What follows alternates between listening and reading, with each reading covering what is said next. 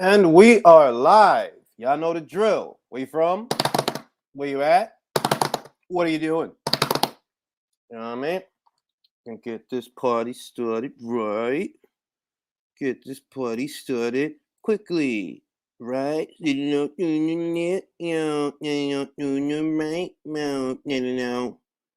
Start these morning boxing talks. I'm gonna let the list populate. Get the conversation started. Had a couple of thoughts I wanted to freestyle. Didn't necessarily want to make a video about them.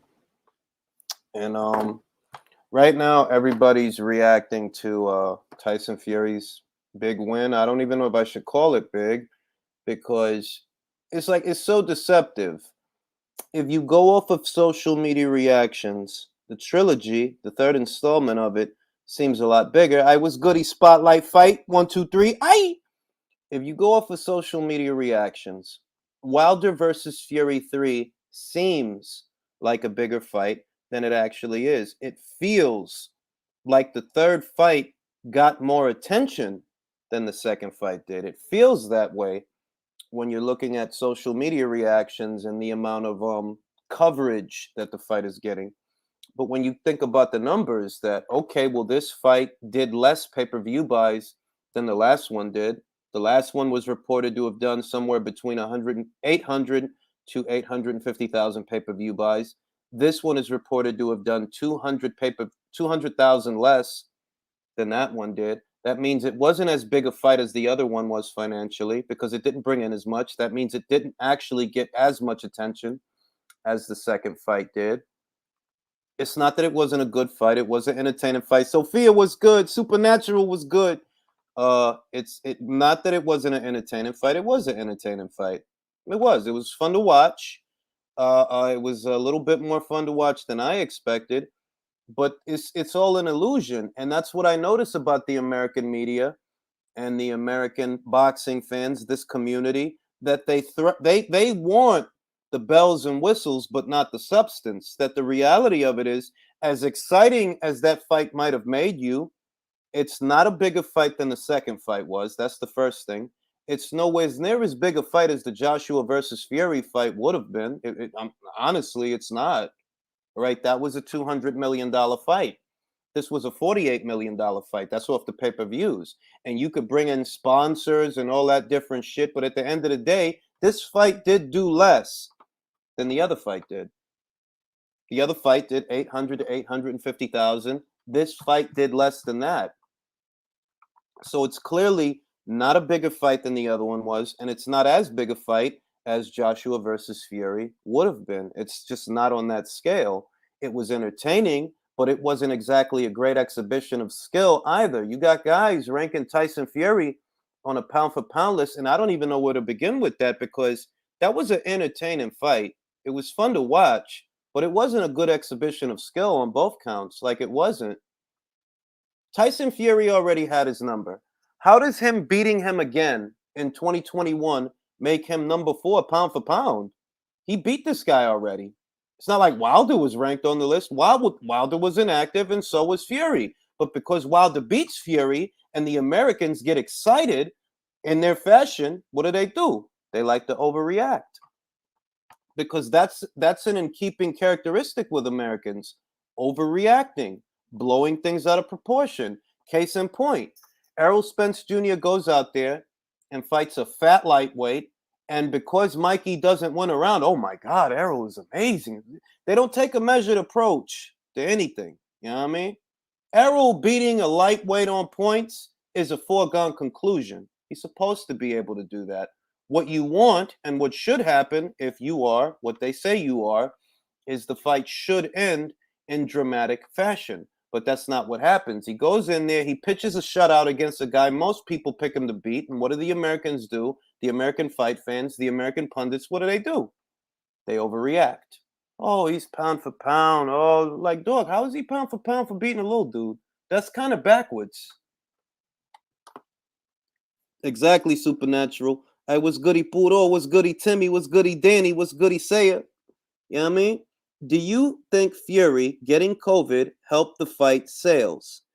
Hard to say because it didn't outperform the last fight. It's hard to say.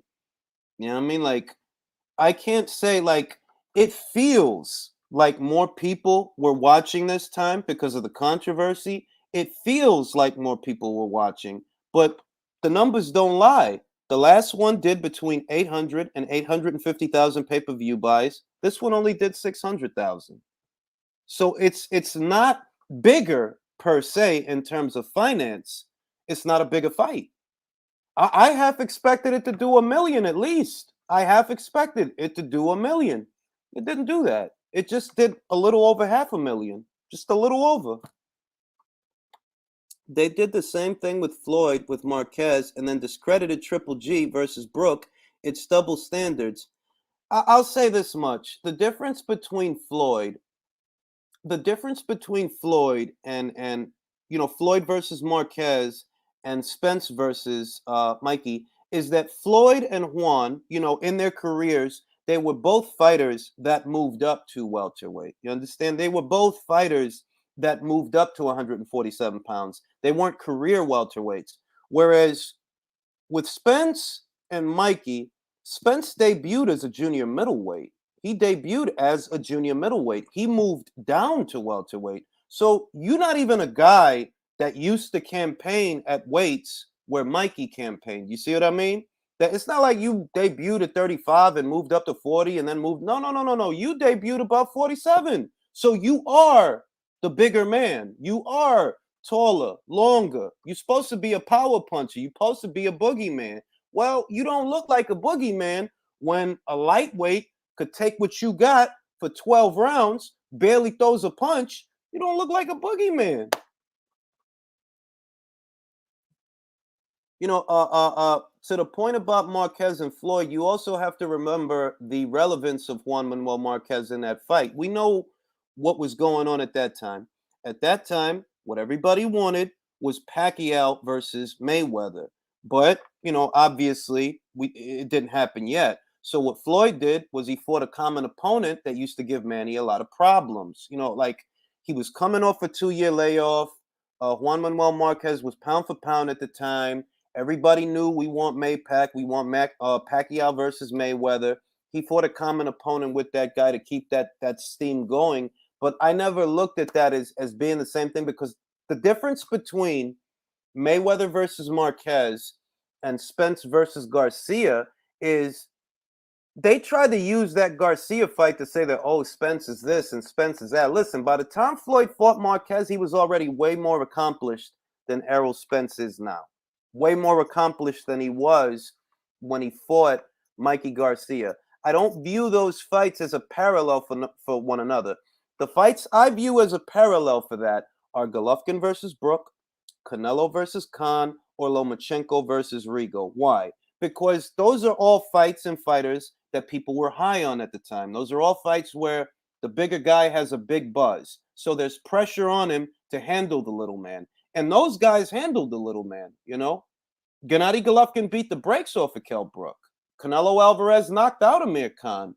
Vasil Lomachenko made Rigo quit. He made him quit, fake an injury. Like, nah, get me out of here. Pull me out. Because nothing was wrong with his hand. But that's what they were saying the day of the fight. Oh, something wrong with his hand. He hurt his hand. Some bullshit. Whatever.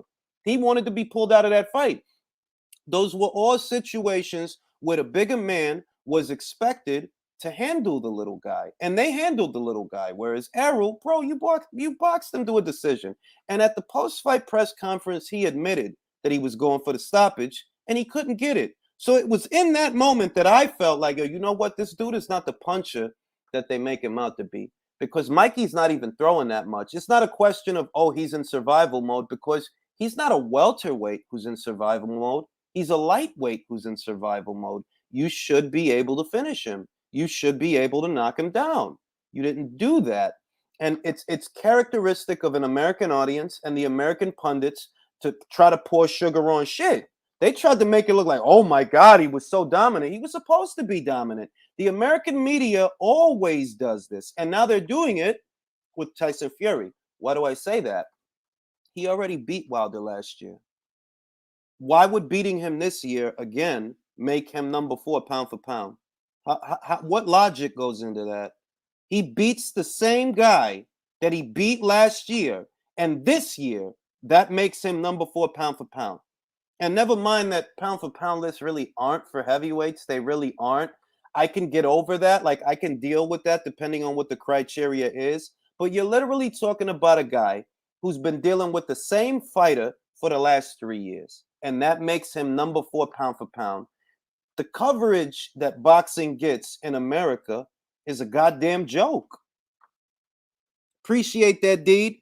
Could Usyk AJ2 turn out similar to Brandt versus Murata 2? Easy answer, yes.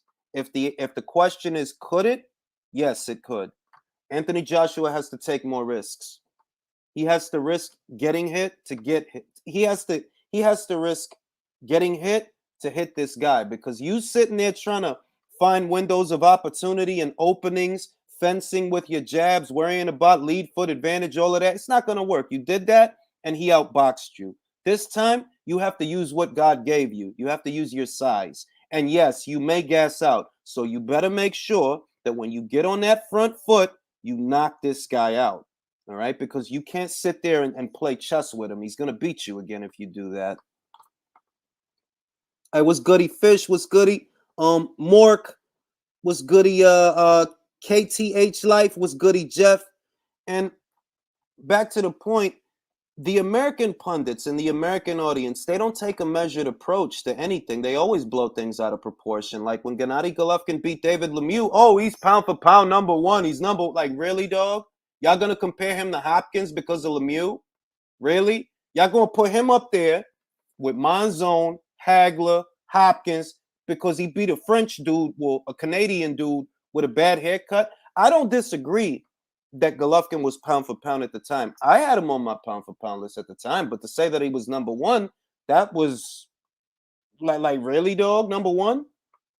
And you know, it's in keeping with the American audience and American media, American pundits, to blow things out of proportion. Fury goes in there, fights a guy that he already beat. A lot of people think he's going to beat him again, right, in the third fight. But because he beats him and because people got excited, oh, now we got to put him on the pound for pound list. We got to put him on the pound for pound list. How was that an exhibition of skill? Wilder was gassed after 3 rounds. He couldn't even move his head out of the way of those jabs. A pound for pound list is about skill, after all. It is about skill. It's not about none. It's about skill. Did Wilder show you very many skills in that fight? So how skilled is Fury for beating an unskilled, one-handed heavyweight? It doesn't make a lot of sense. Now I'm going to open up the conversation up to the panel. Get some reactions for ESPN's edition of Tyson Fury to their pound for pound list, and let's see how people feel about that. Yes, Joshua must use his size and power more than trying. Yeah, he shouldn't box that guy. He tried that. It's just not going to work because Usyk isn't going to give you the openings, and because he's such a good boxer, he's not going to make very many mistakes, so you won't have that much to capitalize on. You have to go out there and create the opportunities because he's not just going to give them to you. I was good, Mark. You see that Tyson Fury has been added to ESPN's pound for pound list. What is your reaction to that news? I've not really got a huge reaction because he's an ESPN fighter. Yeah. That's the main thing, and two, you're not one of those people who are on that. Let's be blunt, not nearly anybody on I seen the people who were writing on that, right? Nobody there is credible. Yeah. Mike Coppinger. Yo, he had Fury. What didn't he have Fury 2 on his voting? Dog, that dude is look. I'm gonna say this. I feel like in Ireland and the UK, they have more credible pundits, I think, than we have in America. You know, I know a lot of people don't like Gareth Davies. I think I see that people don't like him. But him aside, I feel that the sport and its coverage gets a little bit more reverence and attention than it gets in America. Like that guy from Talk Sport, I don't know his name, the one that grilled Mauricio Suleiman. He knew what the fuck he was talking about. You could see that he did the research. He knew what was going on. He knew what questions to ask. Where the American pundits have the same access to Mauricio, but they don't put him on the spot like that. Well, we mentioned Coppinger. Didn't Coppinger grill Mauricio before a while back? He grilled him though. He did, but he goes back and forth so much between doing actual punditry and bootlicking that it hurts his credibility. No, that's fair. 100%, that's fair. I mean, same thing with Simon George, though, right? Fair enough. I've seen him suck Eddie Hearn's rim to a T. That's true. Hey, Ring IQ, I wanted to just get in there, not to interrupt y'all, to let you know. First of all, I want to say thanks for letting me on your show, and I've been watching you for a few years now. I think you probably one of my top. You're in my top three. I appreciate that, bro. Appreciate Definitely. that. And I got to get out of here. I got a few things to take care of today, but I want to say that I think that was a big win for Fury. And yes, I feel like wherever they didn't put Fury on pound for pound, as far as how I feel like, yeah, he should be somewhere at the top, if not at the top. It was a great win, big win. And no, I don't think nobody should have any excuses. We shouldn't deal with no more excuses from that situation, and we just need to move on in boxing. Get ready for Crawford and Sean Porter. But other than that, that's what I'm getting ready for. To be honest, they got my money because I'm buying that fucking fight. I'm buying. No doubt. We gotta prepare for that. Then we got Canelo and Plant. We got a lot of good stuff coming up. I don't know what Tank doing, and I know you will have something crazy, something good to say about that too. I can't wait to hear if a show come up when it get closer to Tank and this damn Rolando Romero. Yeah, Rolando Romero's. I can't wait to hear what's the name on that Ring IQ your show. I'll be waiting for when it comes. But I appreciate that, bro. Appreciate that. Yeah, but other than that, let me get out of here. Y'all take care, no doubt. And I'll be still listening to you, and maybe I get on the show another time with you, Ring IQ. All right, no problem. I'm gonna pass it to Sawab. Sawab, you see that ESPN has added Tyson Fury to their pound for pound list for beating Wilder this past weekend. What's your thoughts on that? Hey, Jay, what you saying? How you been? All right. Can you hear me properly? Yeah, I can hear you. Go ahead. Yeah, man. I don't know, man. I just say it is what it is. They just hyping up him beating Wilder again. How can you hype up someone that has beaten somebody already? Like you guys say, he's been beaten 3 times by him, or twice, and then 3 times. They just hyping him up. It's all a hype job. And now I think they want Tyson Fury to retire. That's why they say no. He's the best. He's number one now. He got nothing to prove. AJ has been beaten. Dillian White has been beaten. So there's nothing to prove. So maybe that's why they put them up there so he can just retire in peace.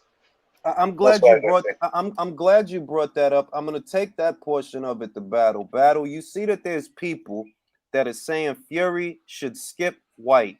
If he was to do that, let's say he drops the belt and skips White to wait for the winner of Joshua versus Usyk, how would you receive that news?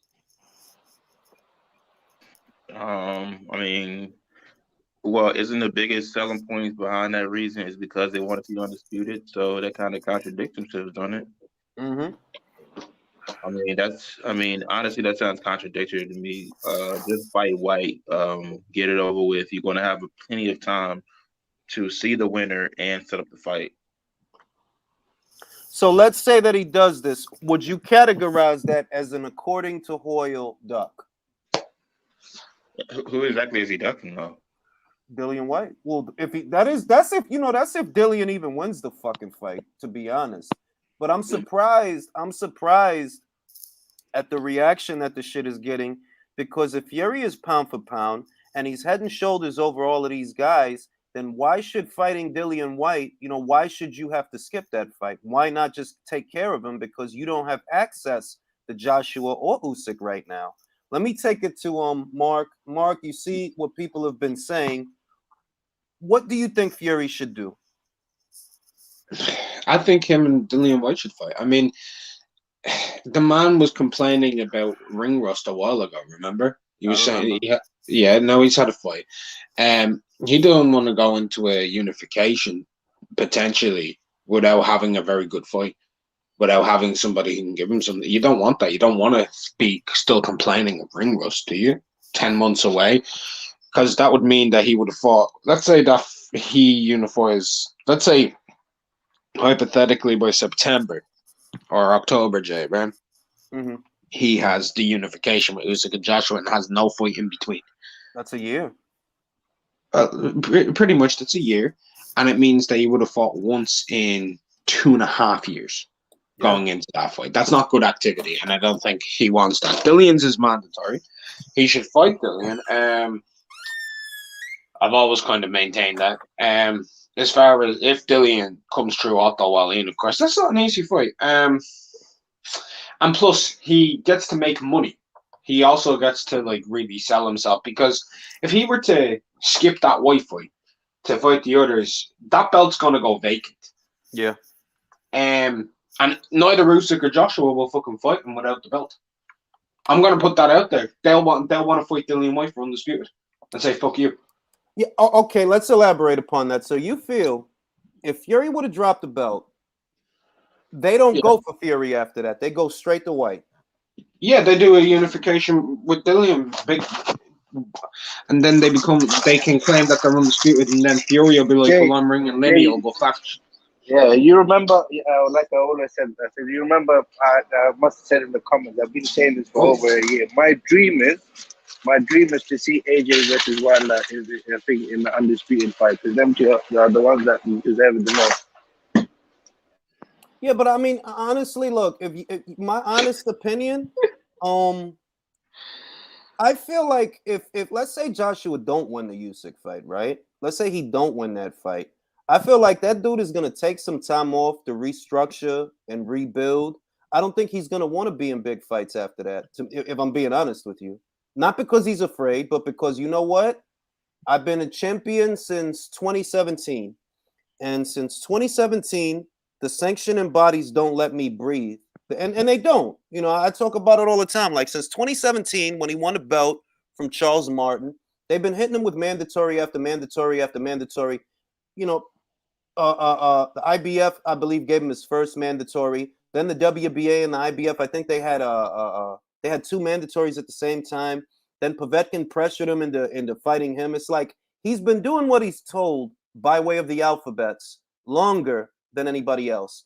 So if he can't get the belts back, I feel like what Eddie Hearn and Anthony Joshua would do in that situation is, you know what, fuck y'all. We've been doing what y'all want. We've been doing what y'all ask us to do for years. From now on, since if we don't have no belts, we're gonna do things our way.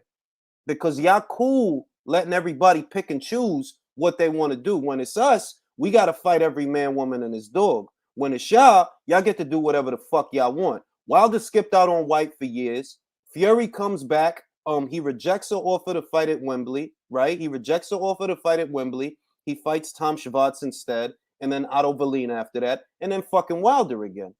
So I feel because of stuff like that, they're going to look at the situation and say, look, we ain't got no belts. That means, yeah, we ain't champions no more, but these guys can't tell us what to do neither. So we're going to fight whoever the fuck we want to fight whenever we feel like fighting them. Maybe that's Wilder. Maybe it ain't. But that's what I think they're going to do.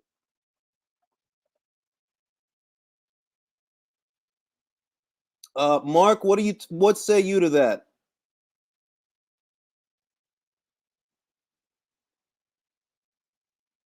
Okay, Mark's not talking. No, I'm back. I'm back. Sorry, I didn't hear what you said. I was busy. What do you think would happen if Joshua can't get the belts back from Usyk? Hypothetically, we could see a weird case scenario. I know you've thought about it, but we could see an undisputed fight between Usyk and Dillian White, and we could see a Tyson Fury versus Anthony Joshua for no belts. We could actually wait. No, we could see it for the WBC franchise Ring Magazine and lineal titles. Right, that lineal shit. You know, I never thought I'd see the day that lineal loses value, but the way they've been propping that up for Fury, you know, they don't prop it up for Josh Taylor or Teofimo as much as they do it for Fury. Just to get back to Fury, which is what I started with. it's an American thing, and it is an American thing. It's the way that American media treats things. Errol Spence goes in there with a fat lightweight, wins 12 rounds, doesn't knock him down, doesn't knock him out. Oh, he's pound for pound. Oh, masterclass. Like, bro, he was supposed to do that. He's a lot bigger than that guy, you know? Even Lomachenko, even with Lomachenko, the Nicholas Walters fight. Nicholas Walters had not fought in a year. Nicholas Walters was ballooning in weight. I remember the dude looked so fucking fat, he looked like he was a fucking middleweight. This was between fights while he was sitting out for a year for having initially rejected the Lomachenko fight. So Loma goes in there, he dominates the guy, but once again, it gets blown out of proportion by the media. The journals, oh, is it like, dog, that's a dude that hasn't fought in a year and he was hella fucking fat. We all saw the pictures. This does not make him number one. I'm going to say this, like, and a lot of people might not agree with it. I never had Gennady at number one. I had Chocolatito at number one. I never had Gennady at number one. I didn't. I had Ward. I had Crawford. I even had Manny at one point. I had Canelo, but I never had Gennady at number one. And what's happening with Fury now is what happened with those fighters. I'm like, yo, they're blowing it out of proportion. One, he's a heavyweight. By all rights, he shouldn't even be there. But if he is there, he shouldn't be ahead of these guys. That shit don't make no sense. For beating a dude that he already beat, that a lot of y'all knew he was going to beat. Doesn't make no sense. I'm going to pass it to Battle. I didn't ask Battle about this. If I did, I must have forgot already. Battle, do you keep a pound for pound list? Not as often as everybody else. Say it again. Not as often as everybody else. Do you think that ESPN is right to rank Fury as a pound for pound fighter for beating Wilder for the second time, the third time to some people? Do you think they're right in that? I mean, they do it so people like us will talk about it. It's always been a popularity contest with those people like ESPN and Ring TV. Honestly, like I said, I just don't agree that a lot of heavyweights should be pound for pound. But like I said, it's politics. They just want people to be high on Fury because he beat Wilder and say this is the greatest accomplishment. Like, what are they going to do with Canelo? He's going to be right back on top as soon as he beats Plant. So, I mean, it's the same thing. Same old shit. I agree with that. Do you feel, I'm gonna go to Sawab. Sawab, you saw Wilder versus Fury 3. Do you feel that was a good exhibition of skill? What skill? I didn't see any skills. It was just a brawling match. It was a good fight. Good fight, though. Good fight. Yeah, I'm not saying it wasn't. You said it was a good boxing skills. I said, what skills? I didn't see anything there. It was just literally like the way Usyk said to an interview, Alex Kressel. He goes, there was no boxing skill. They just wanted to kill each other and take their heads off, which I appreciated. I liked the fight. I enjoyed it. Yeah.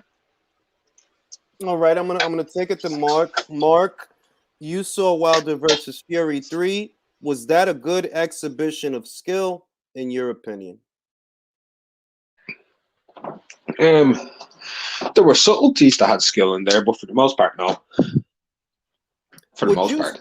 Would you say, and this is not the AJ Appreciation Hour, so don't interpret it that way. I'm just asking questions. Would you say it's not because that's how people are going to treat it? But I mean, this honestly, I think it's a valid question. Was Joshua versus Usyk a better exhibition of boxing skill than Wilder versus Fury? Well, they're both. I mean, the loser of the Joshua Usyk fight is a better boxer than the loser of the Fury versus Wilder fight, and the winner of the Joshua Usyk fight is a better skilled boxer than the winner of the Fury and Wilder fight. So yes, it was a better exhibition of skill. I want to say this, way better. Nobody's gonna like it coming from me, but nobody's gonna like it coming from me because they're gonna think it's the Matchroom Hour. But I'm being honest, like, dog, the way the dude was disguising his straight left hand, the way he kept his lead foot on the outside of Joshua's lead foot, all of those are skills, applicable skills that have to be learned. Whereas Wilder couldn't get out of the way of a jab, and he was gassed after 3 rounds. It was an exciting fight. it was a dramatic fight, but it wasn't an advertisement for skill. Like, bro, Wilder didn't show No, no. it was a very sloppy fight. It was very. It had a lot of spite to it, and it was entertainment. But as far as skills go, no, it wasn't the most skilled of fights. I'll be honest. I'll be honest with you. There were more skilled fights on the undercard in the heavyweight division. Helenius showed more skill. Helenius showed more skill against. I was gonna say that Helenius versus Kovnetsky to me had a bit more skill in it overall because of Helenius. Sanchez and Ajagba did actually have more skill. It did. It was boring as fuck. It was boring, but it had more skill. Jared Anderson in his 2 rounds, slipping underneath the southpaw's lead hand and coming over the top with the overhand right and everything. Way more skill. The triple up on the jab, more skill. There was more skill showed all over that card. There was more skill showed in Williamson versus Ted Cheeseman. Ted Cheeseman showed more skills getting to the inside of the pocket and how he did it. That was a fucking fun fight, by the way. That was a really fun fight. Yeah, but it was a barn burner, but it also had skills in there, and it was just a British level fight. You're talking a fight where the winner enters top 5 pound for pound on ESPN. In comparison, doesn't have as much skill as a fight that's a British level fight. Smith versus Fowler. Fowler for the first 3 rounds had more skill than those 2 dudes combined. I'll be honest, Jamie Mitchell showed more pound for pound skills than those guys did. Listen, man, Fowler. No. I mean, and now I'm hearing that Smith is gonna fight Vargas. I really like that fight. I like that fight. The boxing. Jesse Vargas? Yeah. At 154. He's alive. What's the last time he fought? Mikey Garcia? Bro. No. He February. had. I think didn't he have a fight in between? Did he have a fight Did in he? between? Did he? Look. That went way under the radar. Hold on, let me see this. Jesse. Check this shit. I think he had a fight. I'm not sure. I think he had a fight. I think he did. You cannot be serious. I think he did. I think he had a fight. A rebuild. No, he didn't. His last fight was February 29th, 2020. Oh, wow. So he's coming right off a loss. That means he ain't fought in over a year. He about to fight Beefy. Ooh, that's good that's good for Beefy. Besides the point, right? Beefy about to get another good win on his record. He about to get another good check too. Yeah. Besides the point, I feel like it's an American thing. Let me read these super chats. Good morning. Still a bit shocked about J-Rock upset. Me too. He started that fight off really strong. He was landing a lot of lead right hands. I thought he was doing okay. Once again, he definitely faded down the stretch. What was that guy's name? Hernandez. Vladimir Hernandez. He definitely took over the last half of the fight. But honestly, how many rounds was that fight, Mark? 10? It was a 10-rounder. It was a 10-rounder. I don't know that I saw him win 6 of those 10 rounds. But hey, it is what it is. I think he did. Fury versus Wilder is the best name for a bout because you can reference their last name with fighting. There was no rivalry. Wilder never won a fight. I mean, damn. Well, he didn't. They fought 3 times, and Wilder. If you know, just based on outcomes, right? Damn. Based on outcomes, he never beat Fury once. Damn. They fought 3 times. He ain't won once. You know what? That's Julius. That's Superman versus Hulk. Most people don't realize, Superman is 3-0 against the Hulk, man. Hey, Julius, I have a question. There was 30 rounds in the 3 fights. Do you think Wilder won more than 6? No. Honest to God, no. I think he won maybe 3 or 4, and those were all the knockdown rounds. And in the last fight, 2 of the knockdowns happened in the same round. I'll give him the first round. Yeah, the first round in this fight, and the second round in the first fight. Right? Listen, I'll give him those 2 as well. He started off like I'm not. That was nice. That was nice. He honestly started off okay with that stab to the body from the outside. Fury couldn't close the gap at first, but and this goes back to something that we've talked about here on the channel many times the last year or the last 2 years. Wilder doesn't have a good gas tank. I said it. Beat said it. I'm pretty sure you said it. Wilder don't have a good gas tank, and he's not even a prolific puncher, which is weird because it's like, he looks like a really athletic guy, but when you watch him, not only does he not throw a lot of punches, but when he does start to throw, he gets really fucking tired. That's the first thing. The second thing is his punch resistance, and I want to talk about that. I'm going to ask Sawab So, Wob, what do you think about Wilder's chin? He has a good chin. Yeah, it has been tested by Luis Ortiz, and obviously he's been tested by Tyson Fury. But I don't know in this fight. I think if it was anybody else, if it was AJ in there or Dillian White with Wilder, I think Wilder would have went out much quicker. Because after the fourth or fifth round, Wilder wasn't there.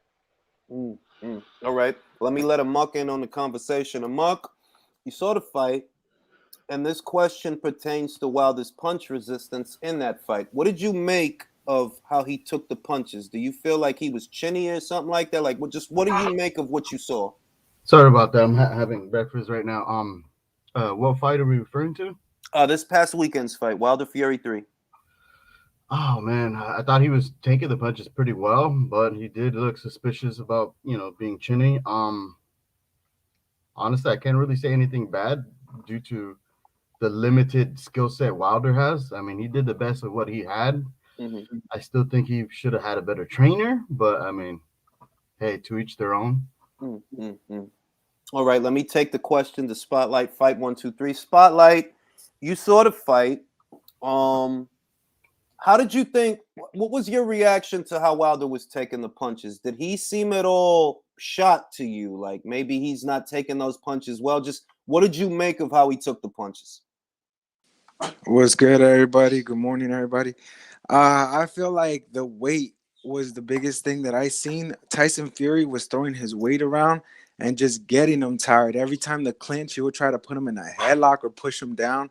He was always on him, and you can tell he got gassed out real fast compared to the last fight. The second one, he got gassed out, and I think it has a lot to do with the trainer because Malik Scott, he's a great trainer.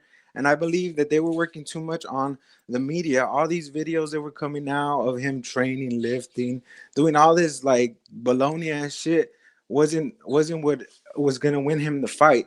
The first couple of rounds, he did, go to the body, go upstairs. He was moving good, but he just went back to what he knows is his right hand. He just tried to use that weapon, and it just didn't work. And Tyson Fury has his number, man. Like you said. Now, what do you think about and I want to let Alexis in on the conversation. I see him in the chat. What do you think about ESPN putting Tyson Fury number 4 pound for pound based on that fight? Wait, he's number 4? Oh no, I don't. Yeah, he's number 4. Yeah, he's number 4 now. But that the ESPN ranking, I don't even look at it, man. It's all just like politics. It's one of those like yes man type lists where they just put up whoever's most popular, and that's it. Like it's not really something to take serious because they don't look at actual skills. They just look at who's really buzzing at the moment and who's gonna how much. Who's on their team that they could put up on the pound for pound list? I mean, Terrence Crawford has been up there for a while, and when's the last time he fought? That's a fair point. That's a fair point. All right, so we got. Let me let. All right, first I want to let Leo in on the conversation. Leo, we watched the fight the night of the fight. Yep. You've had time to think about the fight. Yep. How did Wilder's punch resistance look to you in that fight? It's over. I think Deontay Wilder does not realize that he's not the man who fought Steve. He's not the man who fought Ortiz for the first time. He's older. He has taken some punishment. And I think it's not only his punch resistance, it's his stamina. His resistance in general is being decreasing. I agree with that. Yeah. I agree with that. I highlight this because I don't know about other channels. I don't know about other people, but I know that me, Beats, Mark, John, we've talked about this in the past that we've questioned his punch resistance. Why? Because of the Eric Molina fight. He walked into a hook.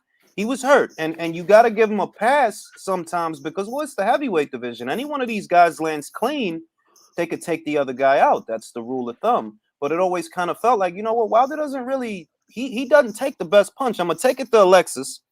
Alexis, what did you make of Wilder's punch resistance in that fight? Uh, actually, I thought that far for the course. Uh, nothing different. I think he's hardly ever been really, really, really hit. But if you remember back to the Ruiz Ortiz fight, he had to get saved. I think it was in the seventh round of the first fight. Mm-hmm. He was ready to go on that fight, and then they gave him the extra time in the following round to come back. What I want to say about the Fury and Wilder fight is, well, actually the Wilder's perspective is that the training was completely wrong, lifting weights and stuff like that.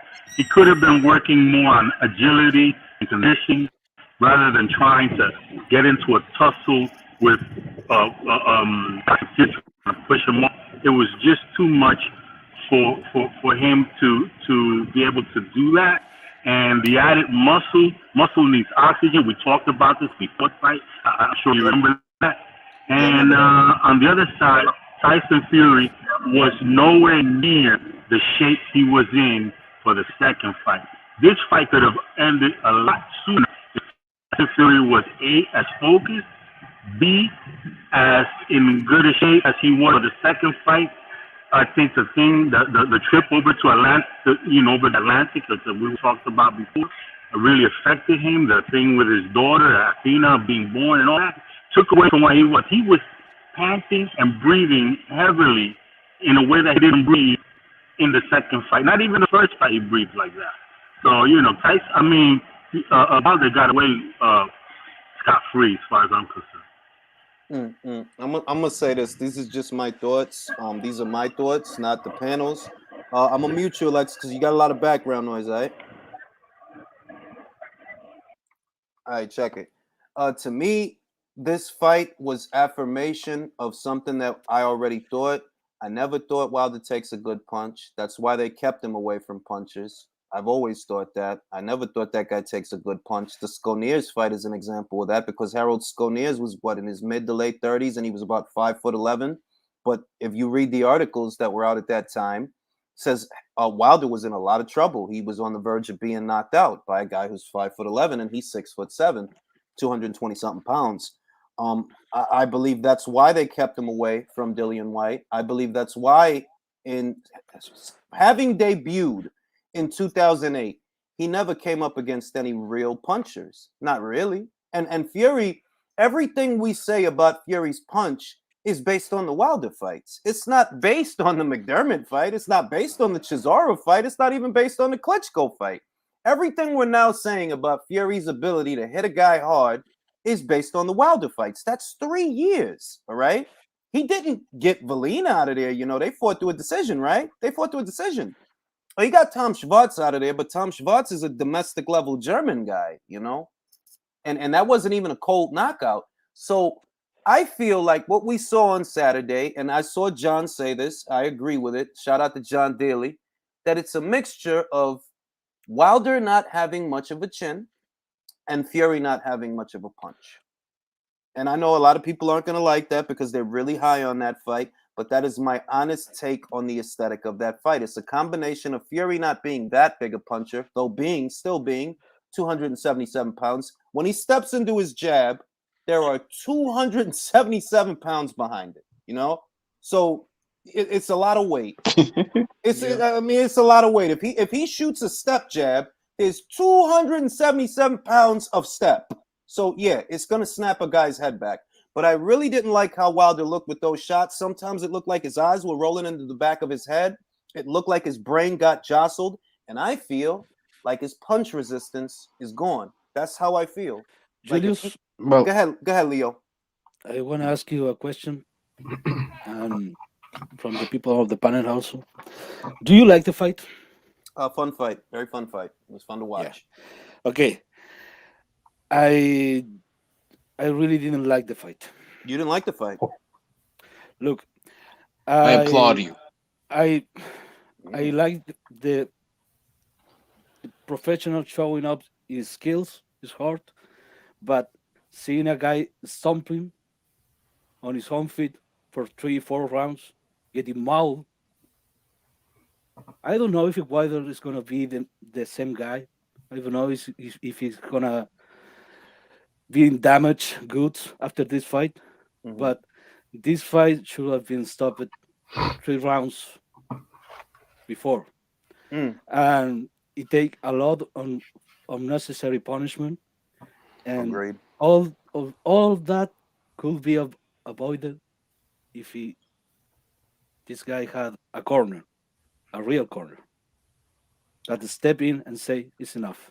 Well, that's the other danger, Leo. That Wilder doesn't want a real corner. Wilder wants a corner that's gonna do whatever he says, even if it don't make sense. Mark Breland saved him, and this time he wasn't there to save him, so he took shots that he didn't need to take. It was obvious where the fight was going. Like, I don't know why everybody's acting like it was a contest for very long, because it wasn't. It was only a contest for maybe 2 rounds. The first round, the round where Wilder knocked him down. The rest of the time, it was just Fury beating him up. You know what I mean? So I think he's damaged goods moving forward. It's for that reason I view an Andy Ruiz fight as a very interesting fight. I do think that's an interesting fight. If they put it on pay per view, I might just buy it, because before I felt like, you know what, Andy's got slow feet and he's got to close the gap.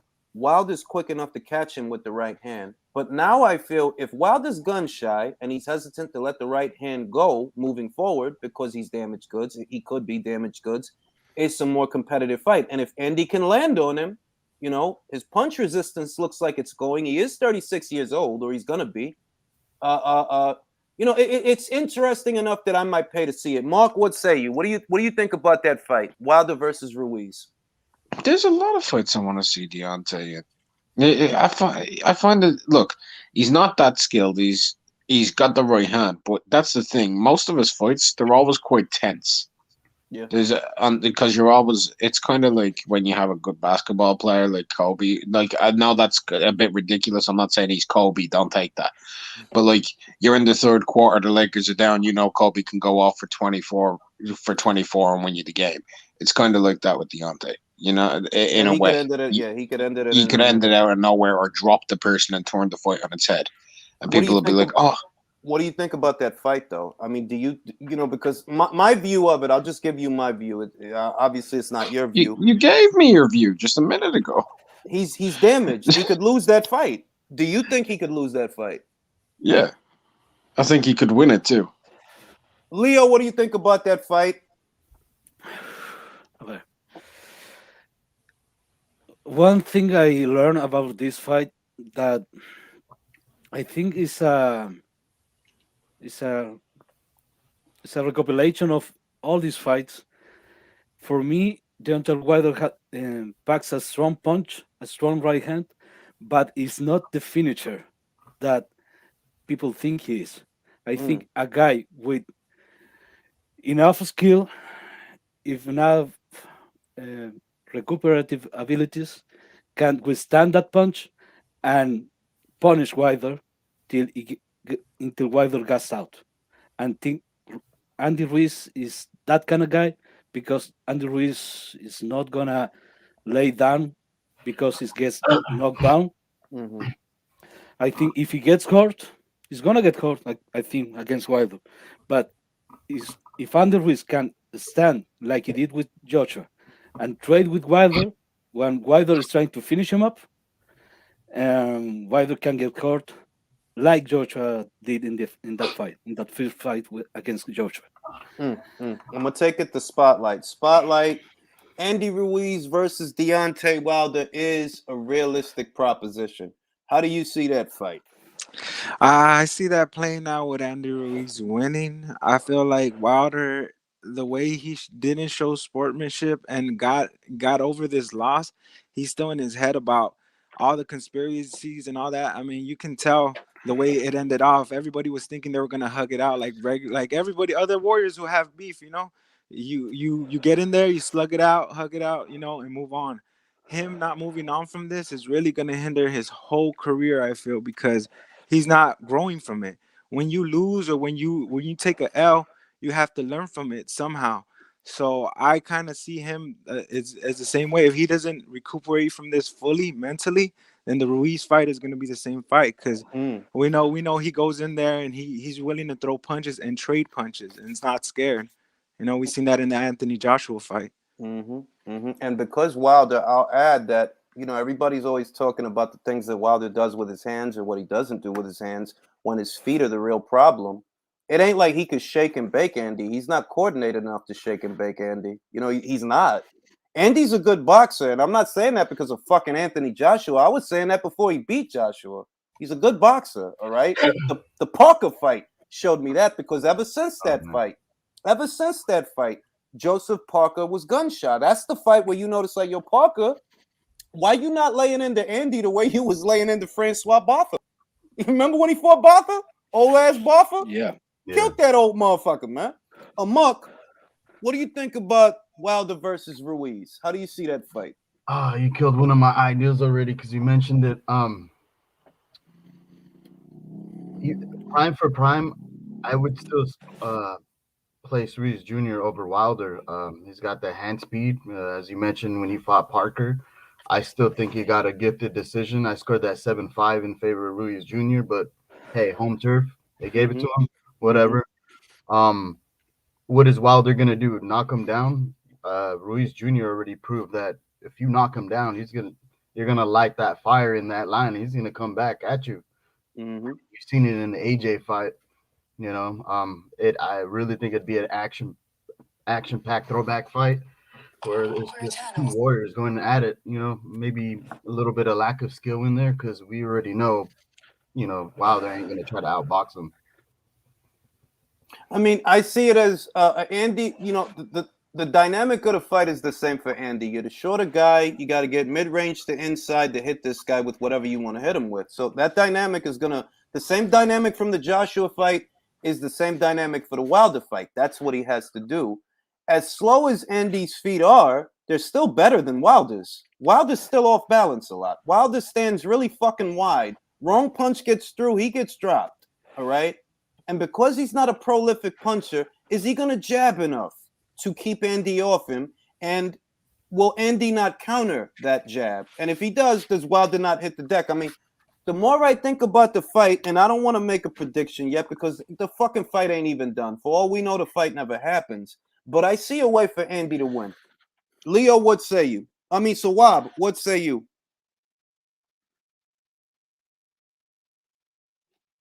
All right, Sawab fell asleep. Let me read this super chat. Lemon Pepper Chitlins. Fury carried Wilder for the last 4 or 5 rounds. I agree with that.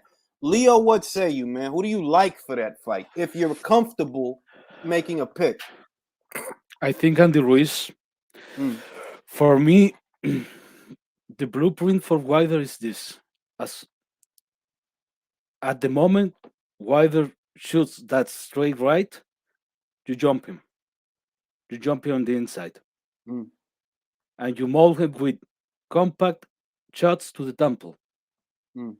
Not straights, hooks and uppercuts. And Wilder has no defense for that. He really doesn't. I agree with that. Mid-range to inside, he's a newborn baby. Yeah, and his jab, the ability to keep the range, I think against V level fighters is good. Against a guy with experience, we can close the gap effectively. It doesn't have a shot up really. Now I'm gonna change gears a little bit. Eddie Hearn said, hold on. Eddie Hearn said that if it would have been Dillian White, and I'm gonna stick on Dillian, I'm gonna stick with Dillian for now. He said if it was Dillian White in there with Wilder on Saturday, it would have been the same outcome. Amok, do you agree with that? I don't know, man. I think it probably would have just. It's a tough call because I still think White has a suspicious chin based on how AJ just knocked him out cold. So I don't know. I mean, the thing with Wilder that I didn't get to mention earlier, he seemed gun shy. He seemed that he was afraid of Fury in the third fight. Like he was afraid to throw his hands, like when Loma fought Tio in the early rounds. So I don't know. That's Tough call. Tough call. Yeah. Okay, the thing about Dillian White, the thing I've been saying for a long time, Dillian White is crazy. Yes. He's a crazy dude. If Wilder shoots a straight right, is that kind of guy is gonna go with the straight right, with his own right, with the overhand right, and doesn't give a fuck if he gets knocked the fuck out. That is what he is. That is Dillian White. Dillian White is not afraid to trade punch performance, even if he gets knocked out. And that's why I like him.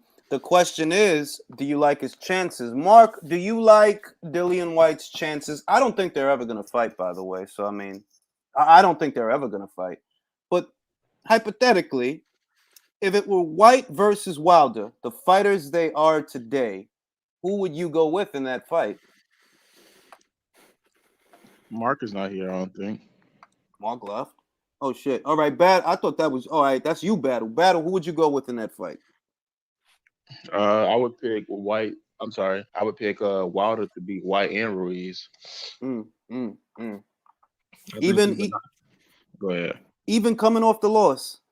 Coming off the loss, if he unless like something happens in between the layoff, like if he comes back fresh, not too long, maybe he has like a year layoff and he comes back. I think he beats White and Ruiz. Honestly, Ruiz looked horrible against Ariola. I think he would knock him down probably 2 or 3 times. That's true. And with White, it's just honestly, it's just like unless White is just so comfortable getting that close to Wilder for 12 rounds, I don't see it happening. Well, I don't think that's a fight that goes to the decision. I see somebody getting knocked out. With White, Dillian, I see a knockout. Yeah. With Dillian, I think that honestly, Dillian would have a lot of success with the jab, but that doesn't mean he doesn't get knocked out, because if he gets full extension on the punch, right, that means you just on the outside, because Dillian has long arms. And if you're just on the outside, you're in a pole position to get knocked the fuck out by the right hand. To get to Wilder, you got to get inside on him, so you jab your way in. And I don't know if White don't get himself knocked out doing that. That's why I'm like, that's a legitimate, even now, that's a legitimate, bona fide 50-50 fight. Because I feel, and motherfuckers can say what they want, I think Dillian has a better jab than Wilder, and he uses it more. Look at the Rivas fight. Look at the Povetkin fights. Even the one that he lost, he was still jabbing Povetkin's fucking head off. Mm-hmm. But even there with that good jab, it's sometimes a good jab can be your detriment, because you've been out there a little too long. Somebody's just going to throw that right hand over top of it. Or it could just be simply the case where Dillian White is probably slugging it out with Wilder. I know you're probably saying that not going to be a slug match, but Dillian White, he likes to fight shot for shot. That's usually why he's always up on points. And he probably tries to respond with a hook and ends up getting clipped. And you already know Wilder, once he get clipped, he's going to start that windmill. And that's it. That's pretty much a knockout right there. All right. Sorry, Jay. I say if we're talking about hypotheticals, then I prefer my left toe is going to beat Deontay Wilder right now. So I don't know why we're talking about Wilder. He's gone. He's finished. I think personally he's going to retire. He's done. He's made the money. Yeah, he's made the money. He's made his money. I don't think he's going to fight again. Because you know what they're saying, Sawab? They're saying not only is he not going to retire, they want to get him out there next year in either the end of April or the beginning of May. And it surprised me, because I felt like you felt that. Like, look, the dude probably made around 30 million last year, right? And he just made a couple more millions this year, right? Why stick around? You can't go on a title run. You're not going to get a title, bro. You out of the loop now. You completely out of the loop now. And you're in your mid-30s. It's not that mid-30s is old for heavyweight. It's Wilder's particular situation that made me think, yo, this dude might fuck around and retire. Not but a day after the fight. Malik Scott said, yo, the dude is not going to retire. Shelly Finkel said they want to get him out there next year in either April or May. That's what they're saying. So I'm like, I think he should retire, because he's cannon fodder at this point. And I know people going to say that I'm only saying that, because I'm a hater. Dog, based on what I saw, Pergovic beats this guy. Pergovic that hasn't beat shit. Based on what I saw, yeah, Pergovic beats this guy. he couldn't take a jab. He couldn't take a strong jab. That's what I saw. As soon as Fury touched him with the jab, it looked like his eyes rolled into the back of his head. And that's not just getting your head snapped back. What that kind of tells me, your brain has been jostled too much already. A good clean one, you smooth out. Fury is not a big puncher. He's a big man. So it's 277 pounds behind every shot. That don't make him a big puncher. There's bigger punchers than him that they got snap on their punches. And if they land clean on Wilder, based on what I saw from him, he goes out. He goes out like smooth out. Is Luis Ortiz more proficient puncher than the punches you named? Because I think he hits harder than Ruiz and White. I don't think you know why I don't think that? Because of Malik Scott and Dave Allen. That's why I don't think that. Well, is it fair to say that he just probably Luis Ortiz hasn't faced anyone. Deontay Wilder hasn't faced anyone. The top opposition he faced, he got smoked. That's about it. That bubble that Wilder has with Ortiz, the reason it's not convincing for me is who has Ortiz. Look, old Tony Thompson. Jennings off a loss the same year that he lost to Klitschko. Who did he? The Flores guy. He knocked, and a lot of people. I'm one of them. I thought the Flores dude took a dive. It looked like a dive. It didn't look like that shit. Malik Scott took a dive. His trainer. Exactly. I'm not so much convinced off that fight. It's more so the Jennings fight because of how constantly he was trying to stay in the pocket with Ortiz because he knew every time he got outside it was hurting him. And the fact that he ended that fight with a clean uppercut with him leaning in, that was all it took for me. Like, this guy's clearly hurting this guy every time he's outside. So it's more so off that fight than anything that I just see power in him. And I think what it is when it comes to Ruiz and White, I don't think they hit near as hard as Ortiz, at least from what I've seen. Like, I know we can talk about I gotta disagree with that. But here's the thing: I know we can talk about the Marcus Brown fight all day, but that's just catching somebody cold as they come in. I think that's just more so you catch somebody slipping. I mean, you remember Endom? What's the guy? You remember Endom had one of the greatest knockouts of like 2016? He knocked the guy like one. Talking about French Endom? Yeah. We knocked out. He knocked out this one guy in like one punch in like 15 seconds. It was weird, but like it happens. Like believe it or not, it happens. I think he just caught Brown cold. Luis Ortiz, what is it? He threw 30 punches against Wilder or something like that, and it was unanswered, and Wilder was still holding on. I think it was more so that Wilder just has a better chin to be given credit for. It's just that with Fury, he just couldn't escape it. Once it was on the ropes, there was no getting it out. He couldn't muscle his way out of it. The problem I have with that theory, and I'm gonna pass it to who is that, Leo? I'm gonna pass it to you after this. The problem I have with that is that all of this is happening inside of a bubble. These guys, it's like it's all a bubble. Wilder, Ortiz, it's all a bubble. The whole thing. And I've seen Ortiz at least 2 times against other guys that are out there. They weren't even great guys. That they weren't great guys.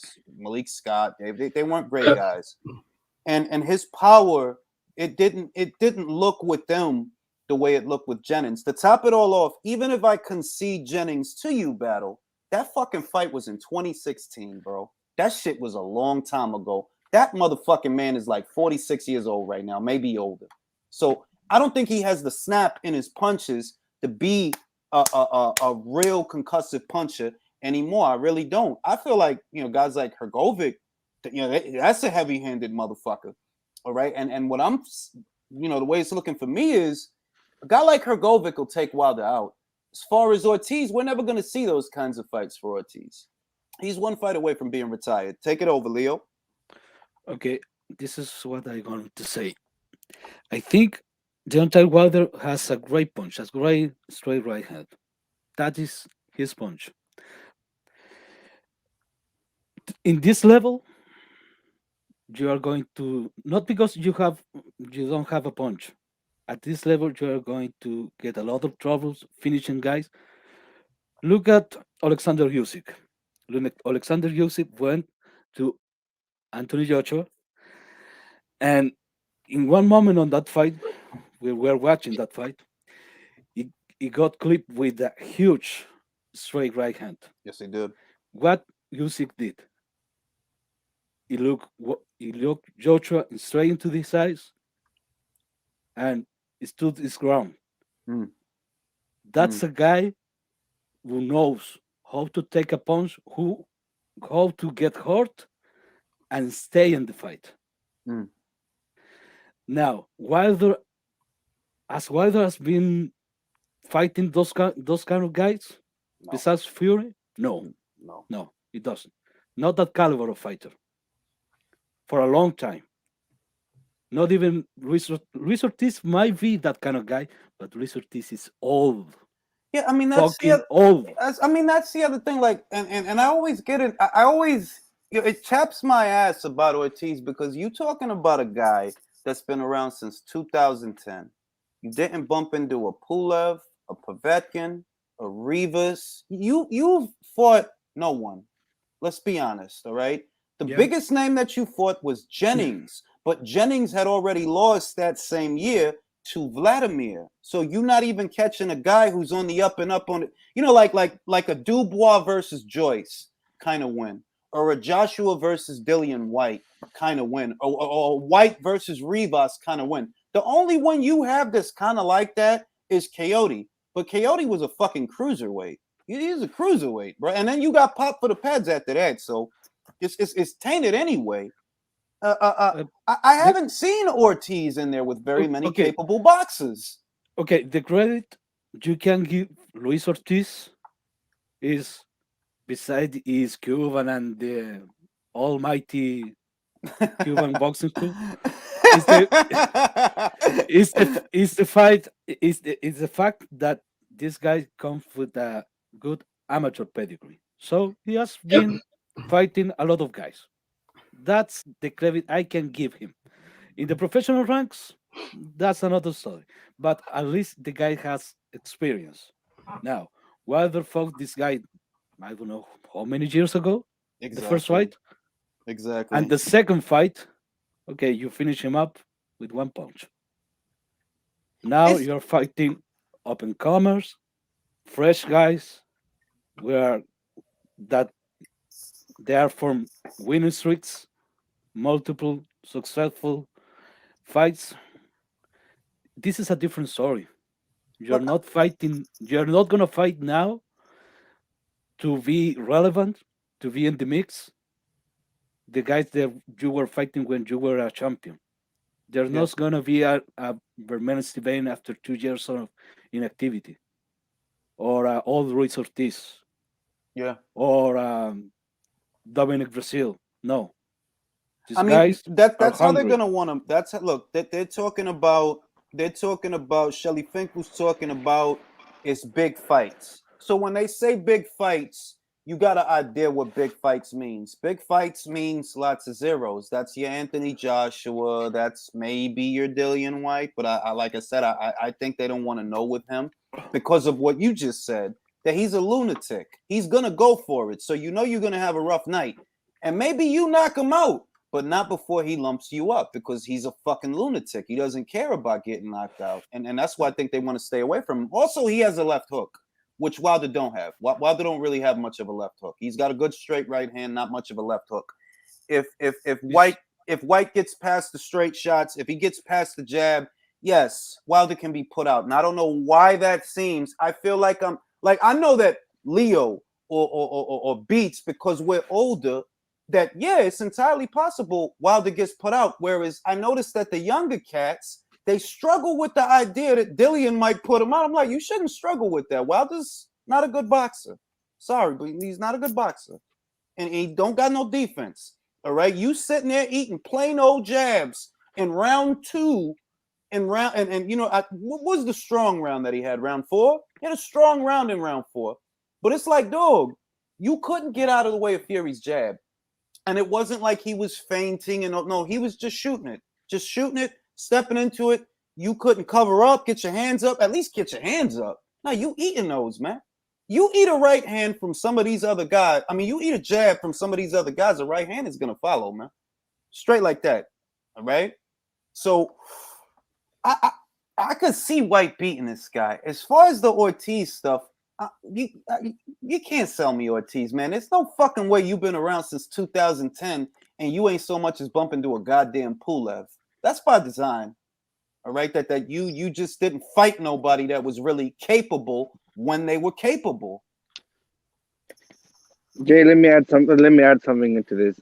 I got maybe a little bit of respect for Wilder, where he's a champion. He had 10 fights, but he only faced 2 top 10s, and he has, I think, he beaten only one, Luis Ortiz, and I don't give him 1% credit of beating Ortiz.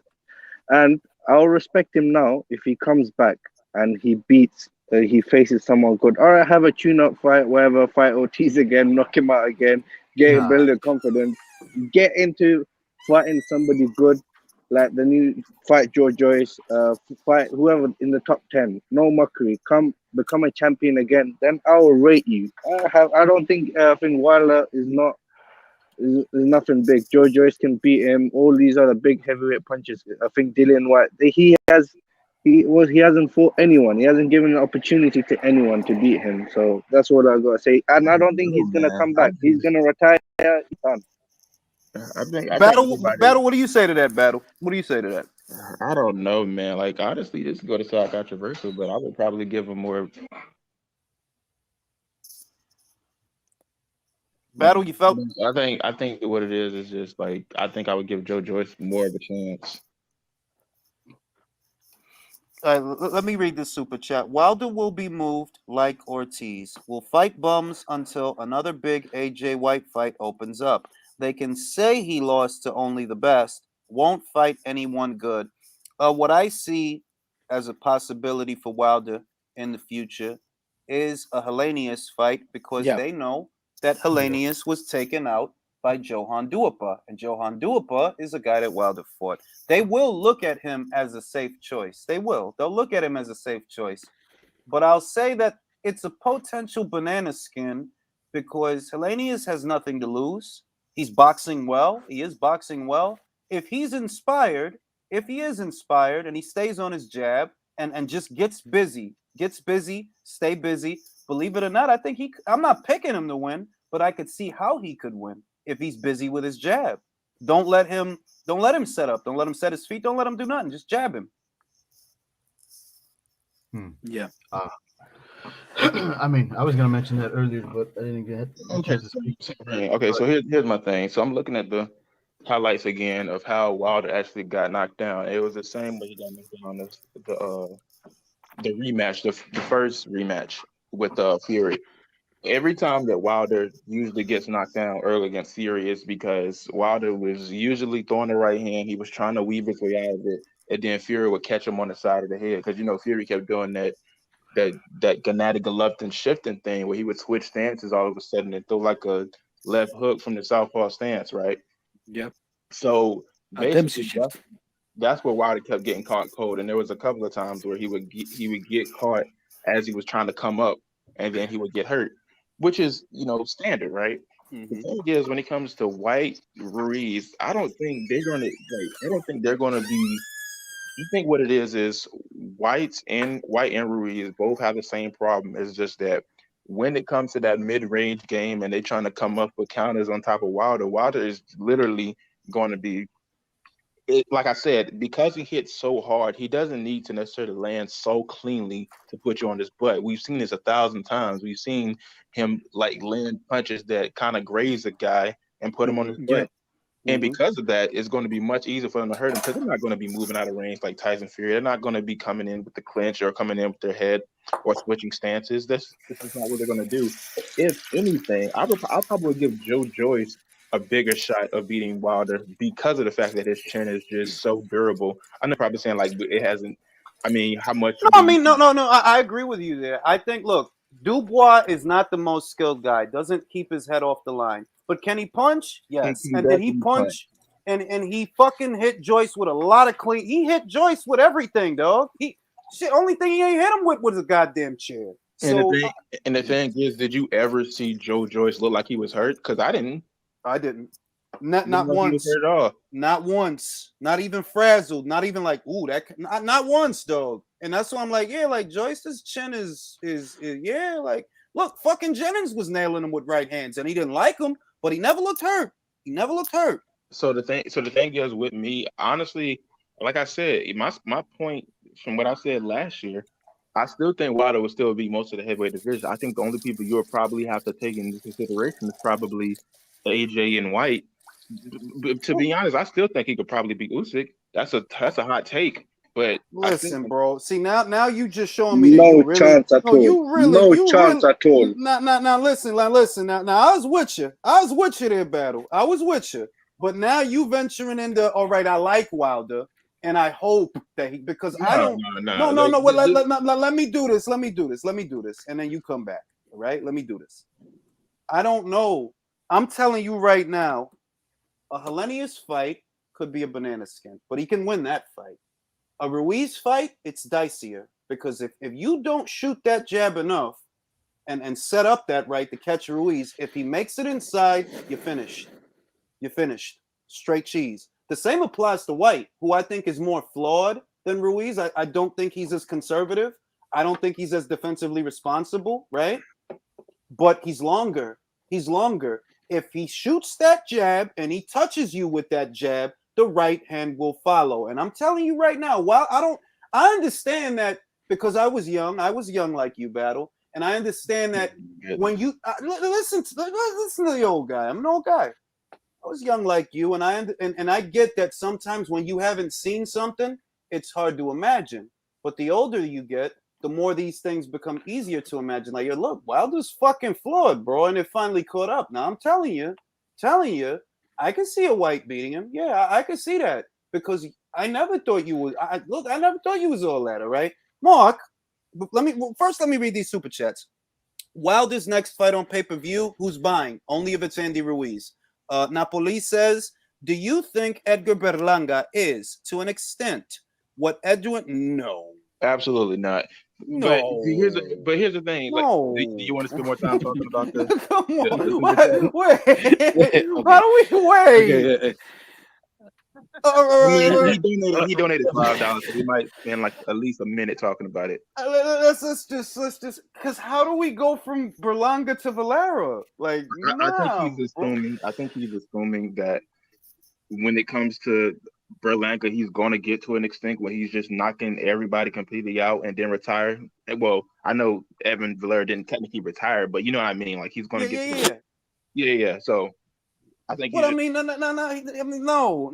Just look. Berlanga, and I don't want to spend a lot of time on him because I still view him as a prospect that has some serious wrinkles he has to iron out. So if we go in on him, it's actually kind of uncalled for. Like we already did that.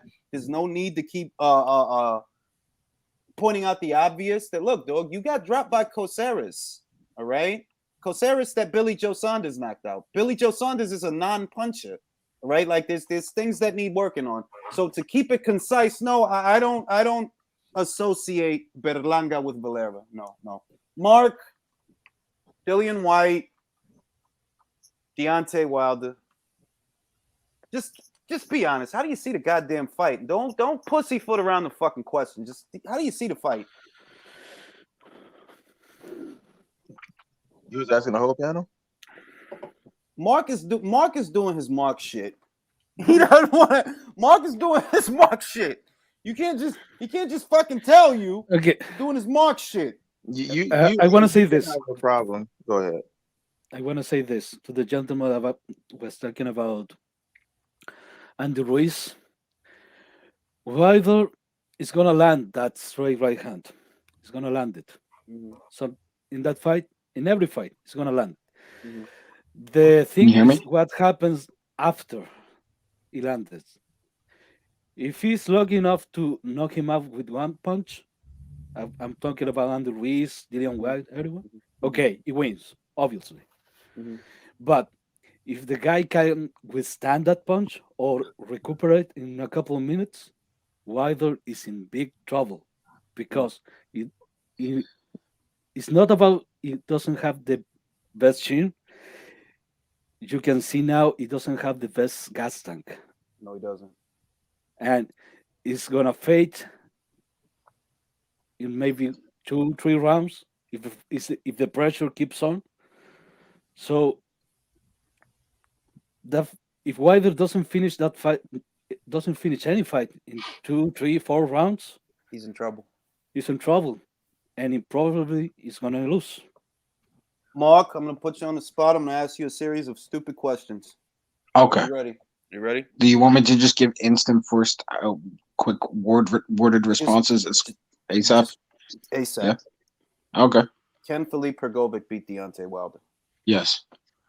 Because I see him like I the way that guy fights. Yeah, I honestly think he'll finish him. He'll finish him. He's big. He's strong. He can box. He'll finish him. Dillian White, Deontay Wilder. I go Wilder. Yeah, see what I You mean? go Wilder? Yeah. I fucking love Mark. Exactly. Lost your mind. Lost your I fucking mind. love Mark. I fucking love Mark, man. Andy Ruiz, Deontay Wilder. Andy. Andy Ruiz, Luis Ortiz. Lewis. I told you. Yeah. I told you. Really? Same here, yeah. Fuck yeah. Fuck, this is getting spicy. I have to Is agree. Beats here? Where's Beats? Stars make fights, man. That's what you want. No, I'm not. Listen, I'm not mad at you. If that's how you feel, because I guess what I'm trying to get at is I don't know about you guys, except for Sawab, because I think me and Sawab are on the same page. I think Wilder shot. 100%. I honestly think he shot. The way he looked eating some of those jabs, this dude looked like, yo, dog, you ain't got to land, but you just got to land clean one good time, and he's done, bro. He's done. I think it's more psychological, though, if you think about it.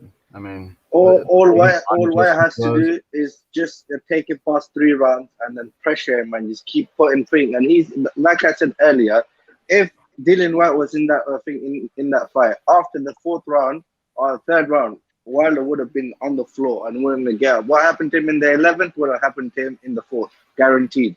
All right. Midwest boxing. Is Wilder a shot fighter? I think so. I think he was shot before the Fury fight. If you remember the Brazil fight, Brazil hurt him in the 1st round before he got knocked out.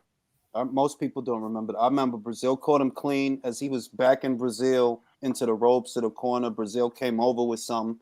He caught him, and I didn't want to spend a lot of time on it because, once again, they're going to call me a fucking hater. But I'm like, look, dog, he didn't look like he took that punch well. And I noticed that about Wilder. I've noticed it for a long time. They're like, yo, if you land, like, yo, the guys that do land on him, it just don't be looking good when he take the shot. Like look at Povetkin, right? First Dillian White fight. He took a lot of shots in that first Dillian White fight. He took a lot of jabs. He had a lot of jabs. And I'll say that Povetkin looked better taking Dillian's jabs than Wilder looked taking Fury's jabs. Wilder looked like his eyes are rolling into the back of his head. And at least for me, that's a sign that his brain has been jostled too much. And the first little nothing punch that gets through, it'll shake it and he'll go out. He don't look right. I'm saying it now. Am I off base, Mark? With what? With the jab comparison? Is he shot? Is he shot? Does he look shot to you? No, he looks like he's always looked to me. He looks the same. Yeah, I've seen no change other than the fact that he fought someone who's good. Yeah. To be honest with you. So I mean, they're talking about letting him come back. We're talking about his punch resistance going, bro. Yes. I'm one of the people who actually seen him get dropped by Harold Sconiers early in his career. He's never been. I seen him get hurt by Arthur Spielke. I saw when the Harper let the left hook go finally, and that fight he actually hurt him. When Ariola hit him to the body, he went like a bitch. Molina hurt him. Brazil rocked him. I mean, man, he's never been steady. He's never had good equilibrium on his legs. Never. Yeah, that's true. Even in the first Fury fight, after he knocked Fury down the 2nd time, Fury got up and hit him with the right hand, and Wilder doesn't throw a punch for the rest of the round. Yeah, he's always been that way. So I don't think it comes down to him being shot. I just think he has poor balance and a bad equilibrium, to be honest with you. So I'm gonna ask Mark and Midwest combined question. Can he revive his career then, since you don't think that he shot? Do you think he will? I think I don't know if he will. That's a. I don't know if he will, because that's a question to the powers of his promotion. To be honest with you, look. Here's the thing. Here's the landscape. Fox has decided to extend the deal one more year. They didn't renew, but they're extending the deal. They're exercising their option to extend the deal for one more year. As you can that's imagine, cool. Yeah, as you can imagine, Wilder and his pay-per-views, that's got to be a part of that bottom line, because we don't know when Spencer's coming back yet. They don't have Manny anymore, So Wilder pay-per-views, conceivable. Does this guy have 2, 3, 4, 5 fights? Maybe 5 fights? Like, do you see retirement? I wouldn't say he has 5 because he's an aging fighter anyway. He's not shot, right? He's probably not as quick as he was, but he's not shot. I would say like there are winnable fights for him, and that's why I don't think he's shot. And when I say winnable, I'm not talking like bum ass fighters. I think, like I said, I think he could beat Dillian. A lot of people will look at that as crazy and just say all Dillian has to do is go past 3 and he's beat him. Tyson got him past 3 and he got dropped twice, right? In the 4th. Right. If I'm not mistaken. Right. It's not just as simple as that. Dillian has his own weaknesses too. Everybody's Tyson just looking at doesn't have the same power as White, though. Tyson doesn't have the same power as White. That's cool though, but Dillian White doesn't have a great chin. Yeah. If he gets caught with a straight right hand, that fucker's going to sleep. I'm sorry. He don't have a chin. He don't have that good of a chin. Dillian White, for Rivals, all his you got it. for all his weaknesses and all for all his strengths, Dillian White has been knocked out cold. That's true. It's not the same as AJ. But it's different for Dillian. Dillian gets hurt from shots he don't see coming. He'll see that right hand coming and he'll get back up. It's the shots that he don't see coming that really hurts him, like the AJ uppercut, the Pergovic uppercut. And Wilder don't have an uppercut. Both times, like the Hellenius jab that rocked him to his ankles and he was out there doing Bambi on ice. Come on, Mark. Yeah, here's the thing. A jab. Come on. Yeah, come on now. Dillian White chin is, I mean, it's serviceable, but it's not the best. And we're talking about probably the hardest punch in the heavyweight division. Many times we say, I know you're tired of hearing it, but you only need to make one mistake against Wilder before it's over. Unrival said it best. He said that the reason he picked Tyson Fury the first time is because physically he could not see Tyson Fury going out there and just giving up. We probably can see Dillian White doing that. Look, all right, I'll concede this much to you, Battle. I'll concede this much to you. I agree. I don't think that White can take a clean right from Wilder and get back up. That's the first thing. I don't think that.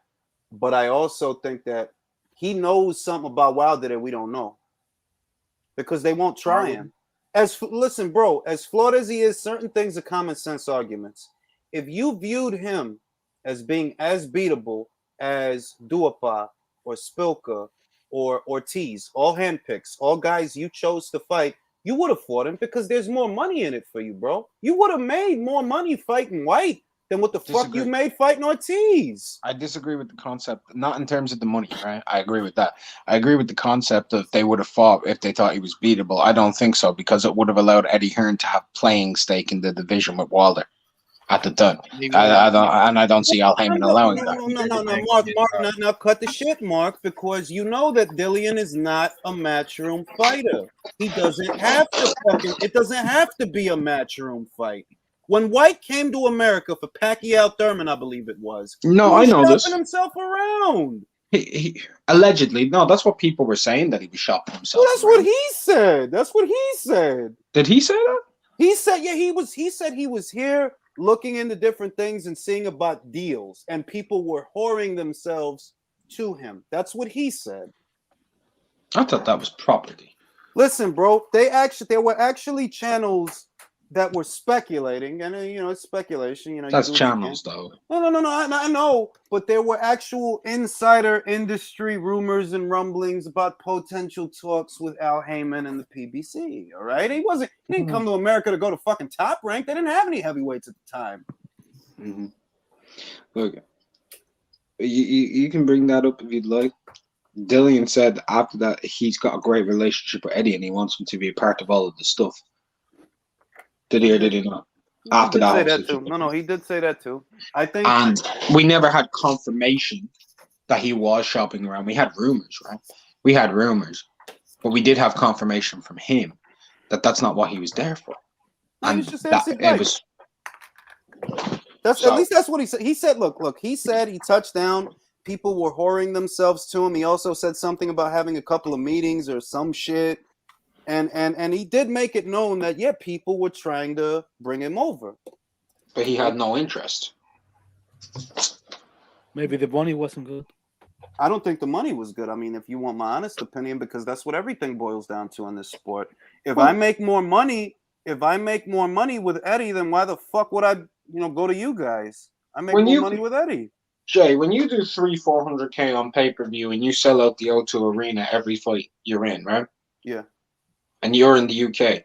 Yeah. Why the fuck are you gonna go to America to be on a Gervonta Davis undercard against Luis Ortiz? Well, you wouldn't, but that's the point, Mark. That like, I don't think the fight was ever feasible. And if I'm being honest, they're gonna go the rest of their lives and never have a fight. The both of them. That's true. I agree with you. Yeah, honestly, but edging the fight, I didn't see Wilder attempt, and I find that very curious that you didn't, you didn't attempt, you didn't even try to beat this guy, and the way they move you, it's just too careful, bro. It's too careful. Look, if Wilder goes to the UK, right, you're a knockout puncher. That's what you are, right? So it don't matter. USA, UK, we're not banking on a decision. Mm-hmm. And you could twist Eddie's arm and say, listen, my guy, I want $20 million to knock out your guy. And if I believe that I can knock him out, I make $20 million. So you must not believe that you could knock him out. Because why haven't you fought him? He is flawed. He has been knocked out. The guy's not perfect. He's been knocked out. And Say it again. To me, it's baffling that you have this flawed guy and you can make all this money knocking out this flawed guy, but you take a chance on Fury again. Of course. I mean, like it's just all Jay, I see apprehensiveness, Mark. That's Jay, how it reads to me. Jay, I feel you. I feel you. You were around on the beat, just like I was, like around here. Everybody's opinions, right? Yeah. You can. Let's be honest. People tried to talk up the fight or whatever.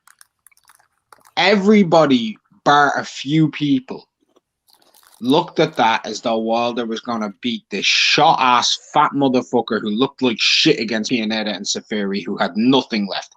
Everybody did, right? Yep. Wilder's team did. And to be honest, in a way, in hindsight being 2020, terrible move. It seemed like a great way of getting them a name, right? It seemed like it, but they fucked up. I thought it was going to be a controversial result where Fury would get dropped twice. I thought it was going to be a Wilder split decision win, robbery in the US, and it was close enough. But most people didn't see that or look for that. I think that was going to be the possible. Most people thought this fat ass motherfucker was going to get dropped and stopped in a round. Yeah, that's what most people did think at the time. My prediction for the fight, and you can go back there. It's still up. What I thought would happen did happen, except for one thing. I didn't think Fury was going to get up. I said, yo, he's going to go No, I'm serious. It's up. It's up. I thought he's going to go in there and he's going to embarrass Wilder for a couple of rounds because he is a better boxer than Wilder. But he's going to get caught. When he gets caught, it's going to be over. It's going to be your atypical Wilder fight, except Wilder's really going to get schooled, before he gets the knockout. Yeah, that happened, but I didn't know that Fury was going to get up. I didn't know that. Oh. So my thing is, at the time, do y'all think Wilder wanted the rematch, or was he pressured into the rematch? I always said, Jay, did I or did I not say that he was pushed into this rematch for the entire way through? From the very beginning, Mark has maintained that it's not necessarily that Wilder wants the rematch. He was being coerced, pushed into the cashed rematch. out. He was being cashed. I agree with that, and I do agree with that. I think he had something to prove. What'd you say, Battle? I think he had something to prove after all the allegations. Battle, you are such a mark, bro. What do you mean? Look, Battle. You just like Wilder, bro. Like, and everybody sees it. Like, you just like him, bro. Battle's keeping up with kayfabe, Jay. Okay, so why? So let's be real here. Why is it so It's hard? part of the track up, the way he gets caught in icon says. Here's the thing. Now let's break this down. I know we like to crack jokes, but let's be real here. Why is it so hard to believe that the man legitimately wanted to prove himself successful after all the allegations? Say it again, Battle, because I didn't catch. I like you. You sounded kind of muffled. Say it again. Okay, so let's just be real here. Why is it so hard to believe that Wilder, of all people, wanted to prove everybody wrong after the allegations? Because of what the allegations were, it doesn't make sense, Battle. If you feel that let me answer the question, bro. Like if you saying that the commission let him do it, right? The commission let him do it. The WBC would have had to let him do it too, because they have ambassadors there too. They have they officials and all that bullshit in the locker room, right? If you think that this conspiracy goes that high up, how is the solution going right back in? It don't make sense. Look, you had JD's check the raps the last time, so that you could have JD's check the raps this time too. None of that. Like, you don't move like that when you think something went down, bro. I'm coming to your fucking locker room to watch your hands get wrapped. If that's what I think happened, I'm gonna be right there. Like, man, Can I ask Battle? Do you believe in whatever those accusations and all this glove gear and all that bullshit? Do you believe in it? No, that's not what I'm saying. I'm just saying the fact is Wilder believed it. That's all I'm saying. Wilder believes that some of these things were true, which is why he. I don't think he believed it. If he believed it, he would have took more precautions into it and stuff like that. Like exactly, would have been watching them reps. Didn't they try to take legal action against Tyson Fury that didn't pan out? No, they didn't, and that's why I don't think he believed it. They took legal action against Povetkin when they said he was cheating on Pez, but they didn't sue Fury for attempted murder. I thought that's what I mean. No, they did not. No, they did. This is what I mean, Battle. That the signs is there. Look, Shelly Finkel's a fucking lawyer, bro. Like these dudes wasn't born. Hold on, wait. Let me do this. These dudes wasn't born yesterday. Like, if they wanted to pursue legal action to sue Fury for because that's a felony. You know, if you do that, it's a felony. They didn't try to go after him. They tried to get him back in the ring. They didn't go after him to sue him or get the belt back or any of that shit. Only thing they did was try to get him back in the ring. So you think he cheated and they let him cheat, and your solution was to get him back in the ring? If you go under the premise that Wilder was going to change his whole team and change in a sense, not really change the rules, but take more precautions against Fury, and then if Fury didn't look like the same fighter he did in the third fight, then doesn't that kind of confirm your suspicion? No, because he said he felt. Look, he said he felt Fury cheated. What? Look, listen. Okay, so he said he felt Fury cheated in the first two fights. Yet after the first fight, he was laughing at the dude like, "Bro, you got feather fists. You ain't never gonna knock nobody out." But after the second fight, what he say? "Oh, nah, you cheated in both them fights. You had something in your gloves in both." That's not what you were saying before, bro. You said the dude couldn't punch. Ring, here's the thing. Now, I'm not sitting here just trying to make it seem like Wilder's making complete sense. I think it's a bunch of them dudes like 78 that got in his ear and started telling him a bunch of stuff. My thing is, he believes in his dear heart, in my opinion, that he cheated. So I think was his solution. It probably was flawed it's probably flawed. If we look at it, yes, it is flawed. But I think he came to the solution that if he changed his team and he took more precautions, then people would see that Tyson Fury doesn't look as good as he did in the third fight. Battle. He didn't take more precautions. Look, where was the second fight, Mark? Mark, wait. Let me ask Mark. Mark, where was the second fight? Where was the second fight? It was in America, Vegas. It was in Vegas. And this fight, where was it?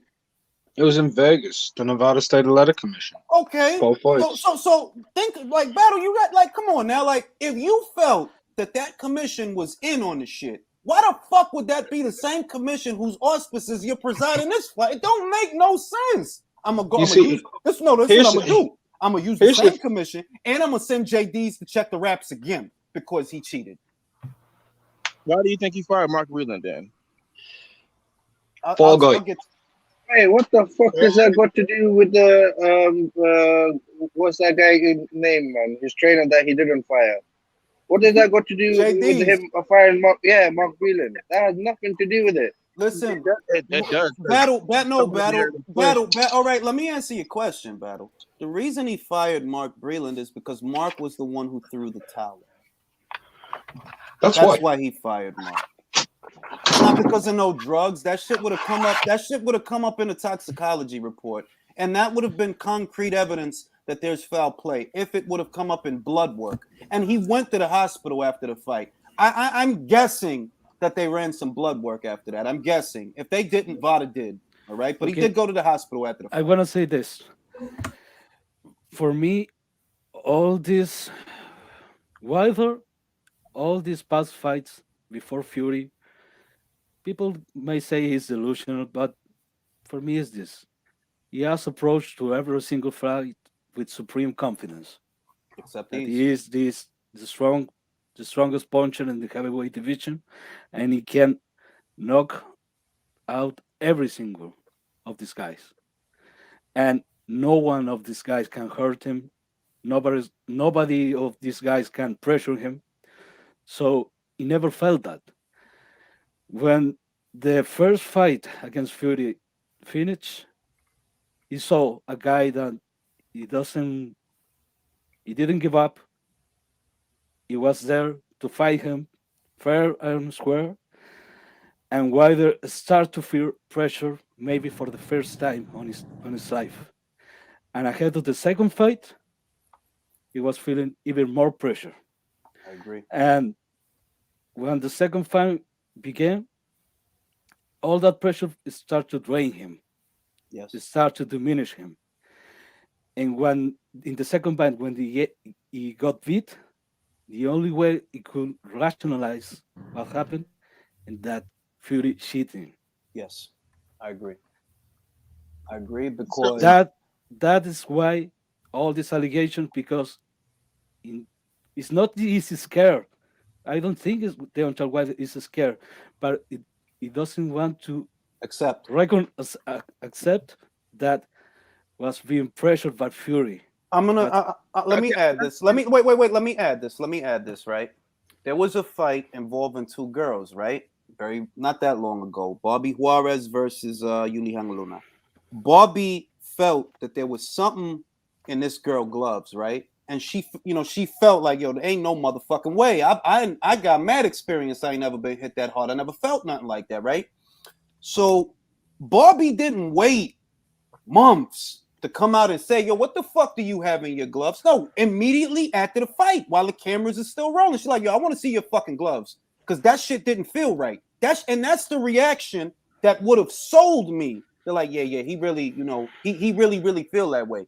You know what I mean? Because that's how I would react. That's how any normal person would react if they saying, look, man, it's something in his gloves, man. Because you feeling it while the fight is going on. You go back to your corner, you tell yo, look, man, it's something in this guy's gloves, man. This don't feel like the last time. He hitting mad harder. You didn't do none of that. You know what I mean? It looked like who said it, Marco or Leo, that he let shit that other motherfuckers was saying like, yeah, that's what happened. That's exactly what happened. He like you was watching Glove Gate videos with us during the shutdown at home, licking his wounds like that's what happened. He hit me with a shake weight or whatever, right? I don't buy it. You don't truly believe that he cheated. What I see is that's you trying to put on a brave face. You say that he cheated because your pride won't let you accept that, like, yo, he really beat me. You just need to say it, yo. Just say it, Wilder. Just say the shit. He beat me. It's okay. I agree with the guy who spoke right before you, Ring, in the sense that his pride was tampered with, and because of that, he had to come to the realization, at least in his mind, that he cheated. I thoroughly believe that. I still think that a part of him think that because he got a taste of almost knocking this guy out, he thought he could do it a second time, but he couldn't. That's just all it is. Because he got a slight glimpse that this guy could be knocked down and he can put down for the count, that he could do it again. That's why I don't necessarily believe, like, entirely that it was just straight I don't know how to. I That don't know he how to was pushed into it. That he Yeah, was pushed into it. he was straight pushed into it. Like I think a glimpse of him felt that he could lock him out. Let me read the super chat. Despite how wild and sloppy Dillian looks in his fights, he seems strangely educated against the styles he's faced. P.S. Mark quit using pro wrestling terms, you smark. Most people get it. Yeah, Mark, what the fuck? Get hands. If Fury didn't look as good as he did in his last fight, it's probably because he didn't fight 90. That's a fair point. They were both very inactive. Not because he allegedly cheated battle. That's a fair point. That's a fair point. Got another one.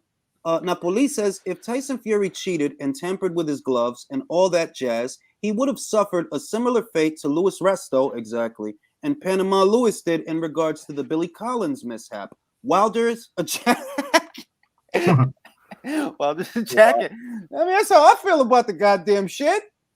There's more practical ways of fixing a fight, bro. That there are, like loading your wraps in this day and age. Nah, bro. Like, no, there's so many more ways, practical ones of fixing a fight. You could fight negative, play keep away, and pay one of the judges. You know. I'm gonna be honest, Ring IQ. Pay two judges. The whole thing about the glove thing, there was only one thing I was willing to believe, and that was that Fury kind of tampered with his gloves. Now, that was the only thing I was willing to believe because of the sense that when I watched the footage, it did look suspicious. I was like, why the heck is this guy's hands moving so awkwardly in these gloves? That was my own thing. The longer you talk, Bell, the more you sound like an LDBC. See, y'all were trying super hard to paint me in this category that I just, No, I'm not. I'm not the one saying you, this shit. Not you. Not you. I'm talking about the other people on the panel and some of the people in the comments. I'm really not trying to do that. I'm just trying to. Oh, hold on. Hey, you just said his glove looked fucked up. That's the way he throws his jab. He No, flicks and it. look. Let me say this, Battle, and then I'm gonna pass it right back to you. Right? Fury's gloves didn't look crazy to me, and I know that you've probably heard this before, but it's true. Golovkin's gloves after the Rosado fight was mad wrinkly and crinkly. I think those were Cleto Reyes gloves though, but they were all wrinkled and fucked up looking, during the fight. And Gabe made us think about it. I've seen guys slap with their jab. I've seen girls slap with their fucking jab. There was nothing unusual about how Fury was throwing his punches. The only thing I saw is that, okay, you're slapping. You're just kind of slapping him with it. You're not really forceful. There's no tension. Your punches are just flowing. Go ahead, Battle. Sergio Mora and Sergio Mora does it all the time. Like I've seen it done. It's just that it was moving in awkward mode. That wasn't the point I was trying to make before people started jumping in. Somebody sound like LDBC cat. That's not the point I was trying to make. I was just simply saying, if anything, the allegation with the gloves, I probably was more inclined to believe than all the other BS with the bottle and the egg weights and the what was another one? I think I heard that Mark was on it. Those. He blamed Anthony Durrell at one point last year. Mark, he said, "Oh, you was over there. Anthony Durrell was behind Mark, telling him to throw the." I'm like, "Yo, dog." That's what I'm saying. Like, at a certain point, the allegations just became not allegations, but some of the stuff that certain people was pushing, just came flat out ridiculous. That was the whole. Okay. Of all Wilder excuses made, of all the shit he say, you know what excuse is more credible to me? The costume. Costume made sense. Yeah. Because maybe it wasn't just the costume, maybe it was the fact you went heavier for that fight, for the second fight, but maybe you got in the ring a little bit depleted. Yes. With a little less stamina. Maybe that is the most credible excuse Wilder has made in all that shit. Listen, but I'll the say tampering this. gloves, I think he fucked Telly. The corner. I think he fucked Telly in the dressing room, or he fucked her before the fight. Why? No, I'm being serious. Look, she's got a big ass, and I'd fuck her, right? So she's got a big ass. I mean, what are you supposed to say? She's got a big ass. No, wait. Let me make my point. All right. He got some ass, so he got a blowjob or whatever he got. He busted a nut is essentially what I'm getting at. Because if your legs is like that, okay, you busted a nut, bro. You busted a nut. And the reason I kind of can reverse engineer it is because you're arrogant. You really thought that all you got to do is hit a dude one time that you don't need to jab and you don't need to set up your right hand or feint or disguise your punches. You really thought that, oh, it's all going to come down to the right hand. You arrogant enough to bust a nut before the fight, and you're not going to say that. Like, yeah, I busted a couple nuts before the fight, and my legs wasn't right. Now you going to blame it on the Glam Squad costume. That's what you're going to do. Let me ask you a question, Ring. Why do you think he came in heavier during those fights? Because he has laziness or no, not laziness. I honestly think he doesn't have and I've been said this battle. He don't have a good team around him. The people around him are scared to speak up. All right, you got a corner that'll sit there and know the direction the fight is going. He'll know how it's going. And instead of doing his job as a trainer to protect you when you can't protect yourself, he's gonna acquiesce to what you want. You want to go out on your shield. Hey, that means you might get brain damage though, bro. And because you a cartoon character, you like, I dig it, yo, I dig it. But you got nothing but yes men around you, bro. You don't got the people that's gonna tell you, bro, why you lifting weights? You strong as shit. You don't need to do that. If anything, just squat because you need leg strength. That's what you need. You need leg strength. If you want to be able to fight this guy off and wrestle him off, you don't need stronger arms. You need stronger legs. And what do they got this guy do? I swear to God. And watch the videos that I talked about leading up to. I thought it was a joke. Like, bro, why is he lifting a log? You're strong. You hit hard. That's not your problem. You know, like, you don't need to be stronger. You strong enough. You dropped him before. You know what I mean? You need to be more accurate. Your feet is your problem. Nah, they got the dude doing bench. I'm like, is this a joke? You bench pressing? This has got to be a joke. They want him to punch through his soul, Green Guy Q. That's what it is. Like, they want him to. I think he punched through Telly's soul before the fight, and that's why he couldn't walk right. You fat old ass, like, bro. Look, he probably seen that fat old ass and was like, man, look, man, I'm going to. When you said that, you kind of reminded me because I apparently, from what I've read, maybe I'm mistaken, maybe Mark has verified that Sugar Ray Leonard used to take his wife with him to camp. So and he used to do just fine. So no, because I'm gonna tell you why, battle. All things in moderation, right? Let's say, and this is good training shit. If the first thing I do when I wake up is take my morning glory and I bust a couple nuts in the misses, right? The rest of the day is all business, right? I'm not fucking up. I get my morning glory, bust a couple nuts, or maybe I bust some nuts at night. Wake up, it's all business. So all things in moderation. That's the keys to the universe. All things in moderation.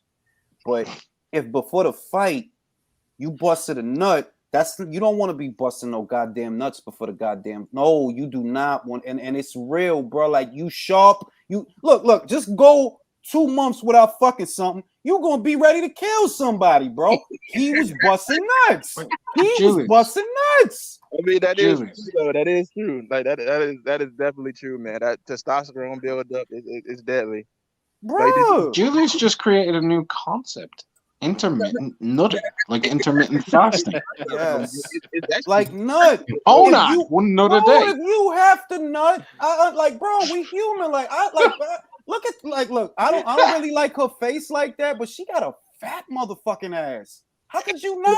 Let me say something though. Like, I'll never forget. I was reading this thing of the most dominant.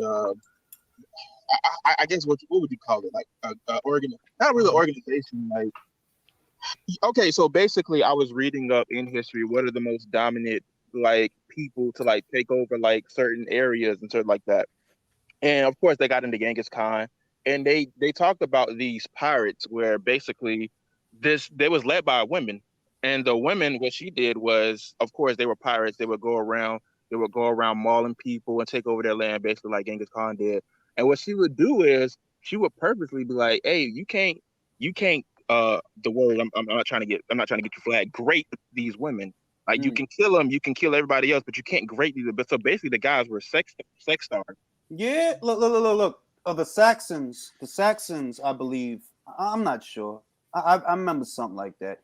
And it's because, look, you can't fight if you just busting it up. Battle, if you was just fucking your joint, good old hour fucking, let's say, right? Real spirited fucking. It's not even utility fucking. It's a full-on fuck. Hour, 2 hours, whatever. Full-on fuck. Different positions, all types of fun shit, right? Imagine you gotta fight a motherfucker after that. Like, bro, chill. Like, I told yo, when you schedule this shit, busted like 3 nuts, bro. I don't know. I considered it a warm up, but that's just me.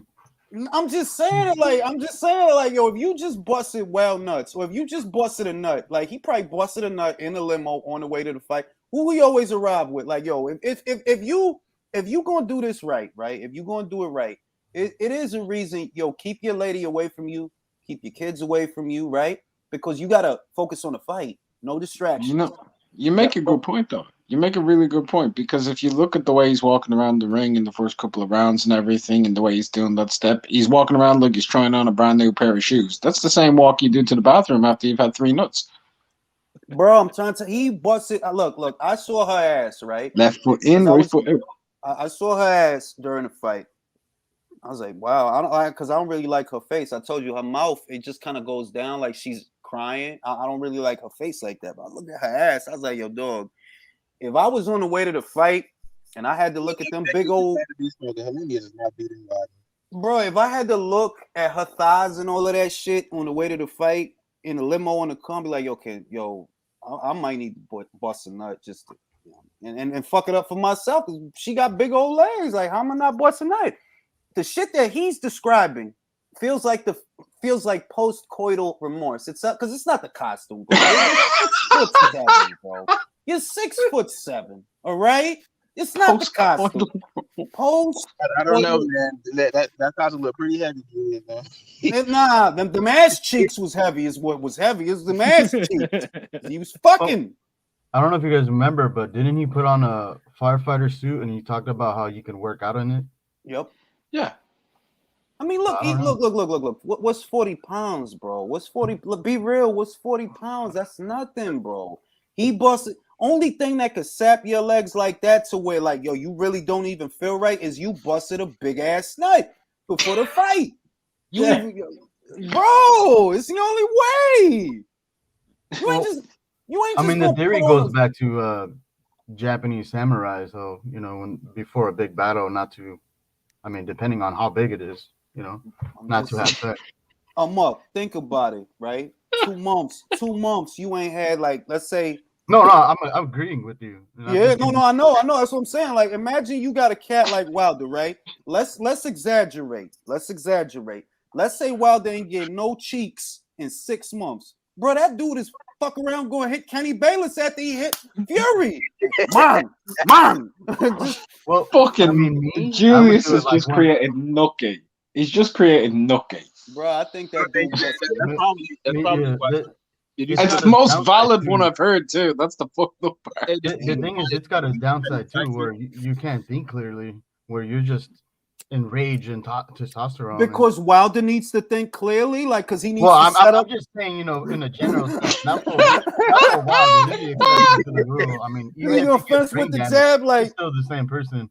I'm saying that Wilder is a guy, like, different fighters have different rhythms and all that jazz, right? Wilder is an explosive puncher that requires sharpness and alertness, and you need to be in a place where you are uncomfortable for that kind of fighter to be effective. He's not a Larry Holmes guy where the punches just flow. He's not that. He's a tension kind of guy. Like he needs to be tense. He needs to pick the right moment to let it go. You can't do that if you just jizz. If you just jizz.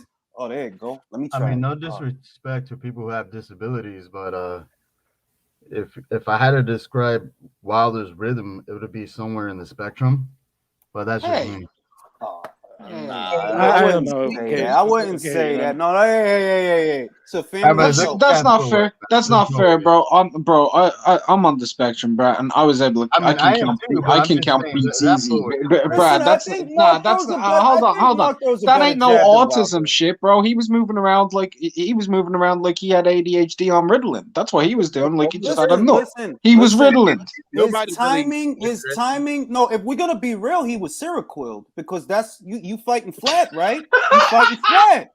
All right, you Seroquel, bro. You docile. Your right hand is not. It don't have the sharpness that it normally have. You too relaxed. You busted a nut. You see that? He was backstage with Marcellus getting high. Could be that.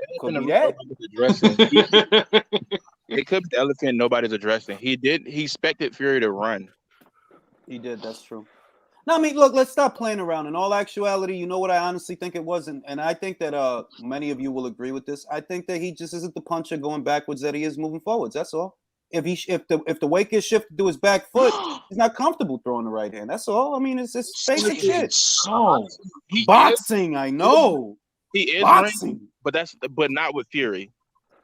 But because Fury's such a big target, you know, he's so physically imposing that if you know the guy's gonna lean on you, he's gonna push you. Wilder's not used to being Julius. roughed up, bro. He's not really used to be. Think about that. If Who Dominic roughed him up? Julius.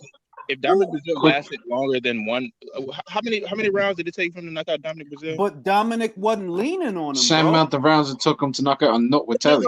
No, I'm making a point. I'm saying, like, if he would have lasted longer than the rounds he did, honest to God, he still would have had good success with Dominic Brazil, because even though Dominic Brazil is a big target, I think the thing is, because Fury was bouncing, he was ready to leap in like at like just a moment's notice, just that quick, and lean on him and stuff like that. That's what threw off his whole game, because he knew Dominic Brazil was never going to do that. He's going to be, if he extends his hands, he's going to be there. With Tyson Fury, it's not going to be there. Fucking knew that. But that's all right. All right, now let's say this.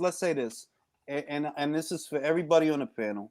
What do you think Wilder should have did differently? And just realistic things, you know, like, should he have come out like a bat out of hell? Fuck it, just go for it, throw. Because that's what Tyson told him to do. The third fight. The third fight. Honestly, okay. Me personally, I think I'm trying to attack it from an angle from looking at Wilder's strengths and his weaknesses, because there's some things I would have teached him, because we had 19 months in a sense. So with me, I would have trained him to, in a sense, waltz Fury, to try to spin him back on the ropes when he gets to the ropes, because there were so many corner traps in that fight where I was just like, Wilder is just not going to be able to get out the ropes, because of the fact that Fury is leaning on him. He's not going to be able to get out the ropes. And the way he would have got better in that if he would have got Fury to the ropes. So for one, I would have improved his inside game. One, I would increase his leg strength, because I would have been like, hey, you're working out your legs, because this about to be 300-pound guy leaning on you the whole fight is going to take out your legs first and foremost. You're not going to be able to stand up when this guy is hitting you, even if he's not really throwing that much of a hard punch. So the third thing would be, me personally, because Tyson Fury is so bouncy, he's on his P's and Q's, like he's going to be ready to jump in and out, stuff like that. Me personally, I would have been like, listen, because he likes to come in and then hit you on break, I want you to do the exact same thing. When he comes in and he starts trying to attack you, try to, in a sense, maneuver him out and then come back with the right hand. That's exactly how he got you. So I would train Wilder to hit on break, because of the fact that that's the reason Tyson Fury just kept catching him, because once the break was over, they'd be like, okay, stand back, break it. Fury wasn't going for all that. He would come back with the right hand, and then Wilder would end up getting knocked down. I would train him to fight on break first and foremost. And I like what Malik Scott did with essentially attacking his body to try to target up top. That was a really good plan. But the thing is, like I said, Fury wasn't there just to be hit the whole fight. Mark, I'm not going to ask you the same question, different question. Do you think Malik did a good job? You know, just based on what he had, with what he had, because you can't ask the guy to perform miracles. Fury got dropped twice. Wilder designated a body attack. He looked more composed in the first round, and his feet looked more in line in the first round. So I think he did make a little improvement, yeah. I'm going to say this. Wilder himself, out of his own mouth last year, said that his legs were gone before the fight even started, right? So I don't know if that's just a coping mechanism, though I suspect that it is, because what the fuck else is it going to be? And, I do. Mark doesn't think he's a shot fighter, but I think he's a shot fighter. I do. I think he's a shot fighter. I think even if he has another fight, you know, it's only a matter of time. He's going to get found out next big fight that he has. If it's a big fight against a capable fighter, they can't protect him forever. You know, they can't. Like, if you want big fights, there are going to be risks, and they can't protect him forever. And that's why I kind of feel like, look, his career is over, bro. I don't really see him going on a title run. You know, I don't. And that's all I have to say about that. Gentlemen, always a pleasure. I'm gonna fucking go get ready to pick up my son. All right, y'all. Be safe.